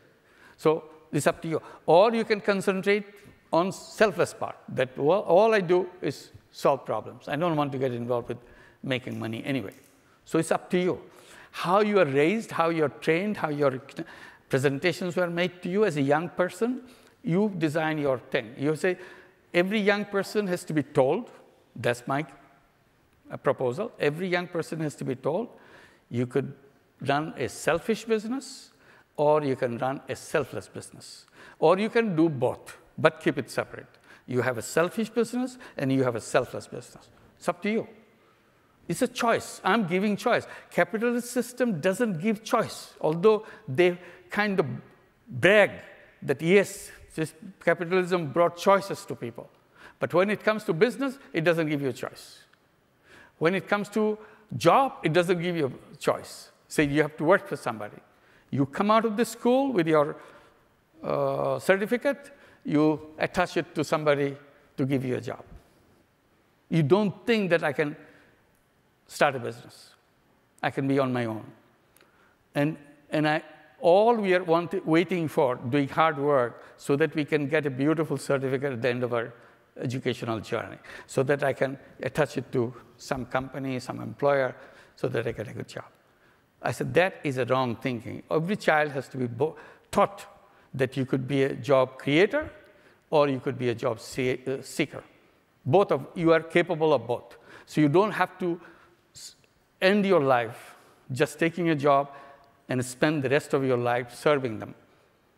And never thought that I could get out and do something. So job and entrepreneurship can go side by side. You can start with a job. You can start with an entrepreneur. If you're fed up with your business, you can take a job and get back to the entrepreneur. It's up to you. It's your life. You don't have to say, OK, until I retire, here I am. That's not a good kind of objective of a child's life. That's all I'm saying, that you give them choices.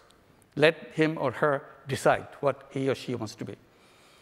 Thank you. I know you have several questions. Every year it's the same. We're running a little bit short on time, so I'm going to take the last one, and then we finish the event. Yes, please. Okay. Well, big responsibility for being the last question, but thank you again for your presentation. You were talking about the financial system and how it's built to not provide funding to people who need it. And due to new technologies, there's a new movement of crowdsourcing and crowdfunding to try to fill that gap. So my question is, what's your thought on crowdsourcing, and if you have work on that avenue, or if you're looking forward to work using crowdsourcing tools to finance your projects or social business projects? Well, the financial system has to change. There's no option to that. Because today, more than half the population of the entire world are not connected with the system. So that cannot be a system that we can be proud of. And that has created all the mess that we have right now, because the doors are all closed. So I said, this system that exists cannot do the job. That's a kind of final conclusion from my side. This system is not designed for that purpose. You have to design an alternative system, a reverse system, which goes the other way. This system goes this way, other system goes this way. So you have to design that one. And Grameen Bank is one of those systems, that it goes the other way. Everything they do in the conventional system, we do the reverse. Each one of them. You go point by point, you'll see everything we do reverse. So you need a whole system to do that. Everything that you see in the financial system, you call it investment funds, you got it insurances, you got all kinds of things, venture capital. We have our venture capital, I explained to you, for the young people. In that venture capital, we are not waiting for all the money you make so that I can make all the money because I own your company. We said, no, we are not interested in your profit. You keep your profit, you just give our money back, that's all. Because we are not profit maker. So all we are interested to get your money, the money that I gave you, so that I can give it to somebody else. That's all. So this is a completely different concept of venture. This is venture capital, but a different objective. So everything has to be done in a reverse way. Then you can do the things that we messed up. Thank you. Thank you. So before we finish, I would like just to thank all of you for coming here today. This is the first social business forum we organize here in Montreal. Hopefully we're going to do much more in the coming years. And also thank you for all of you seeing us worldwide. Actually, we just got the information that we got more than 33,000 views all around the world of this event today. So thank you very much. And please applaud Professor Yunus. Thank you. Thank you. Thank you. Thank you. Thank you. Thank you. Thank you.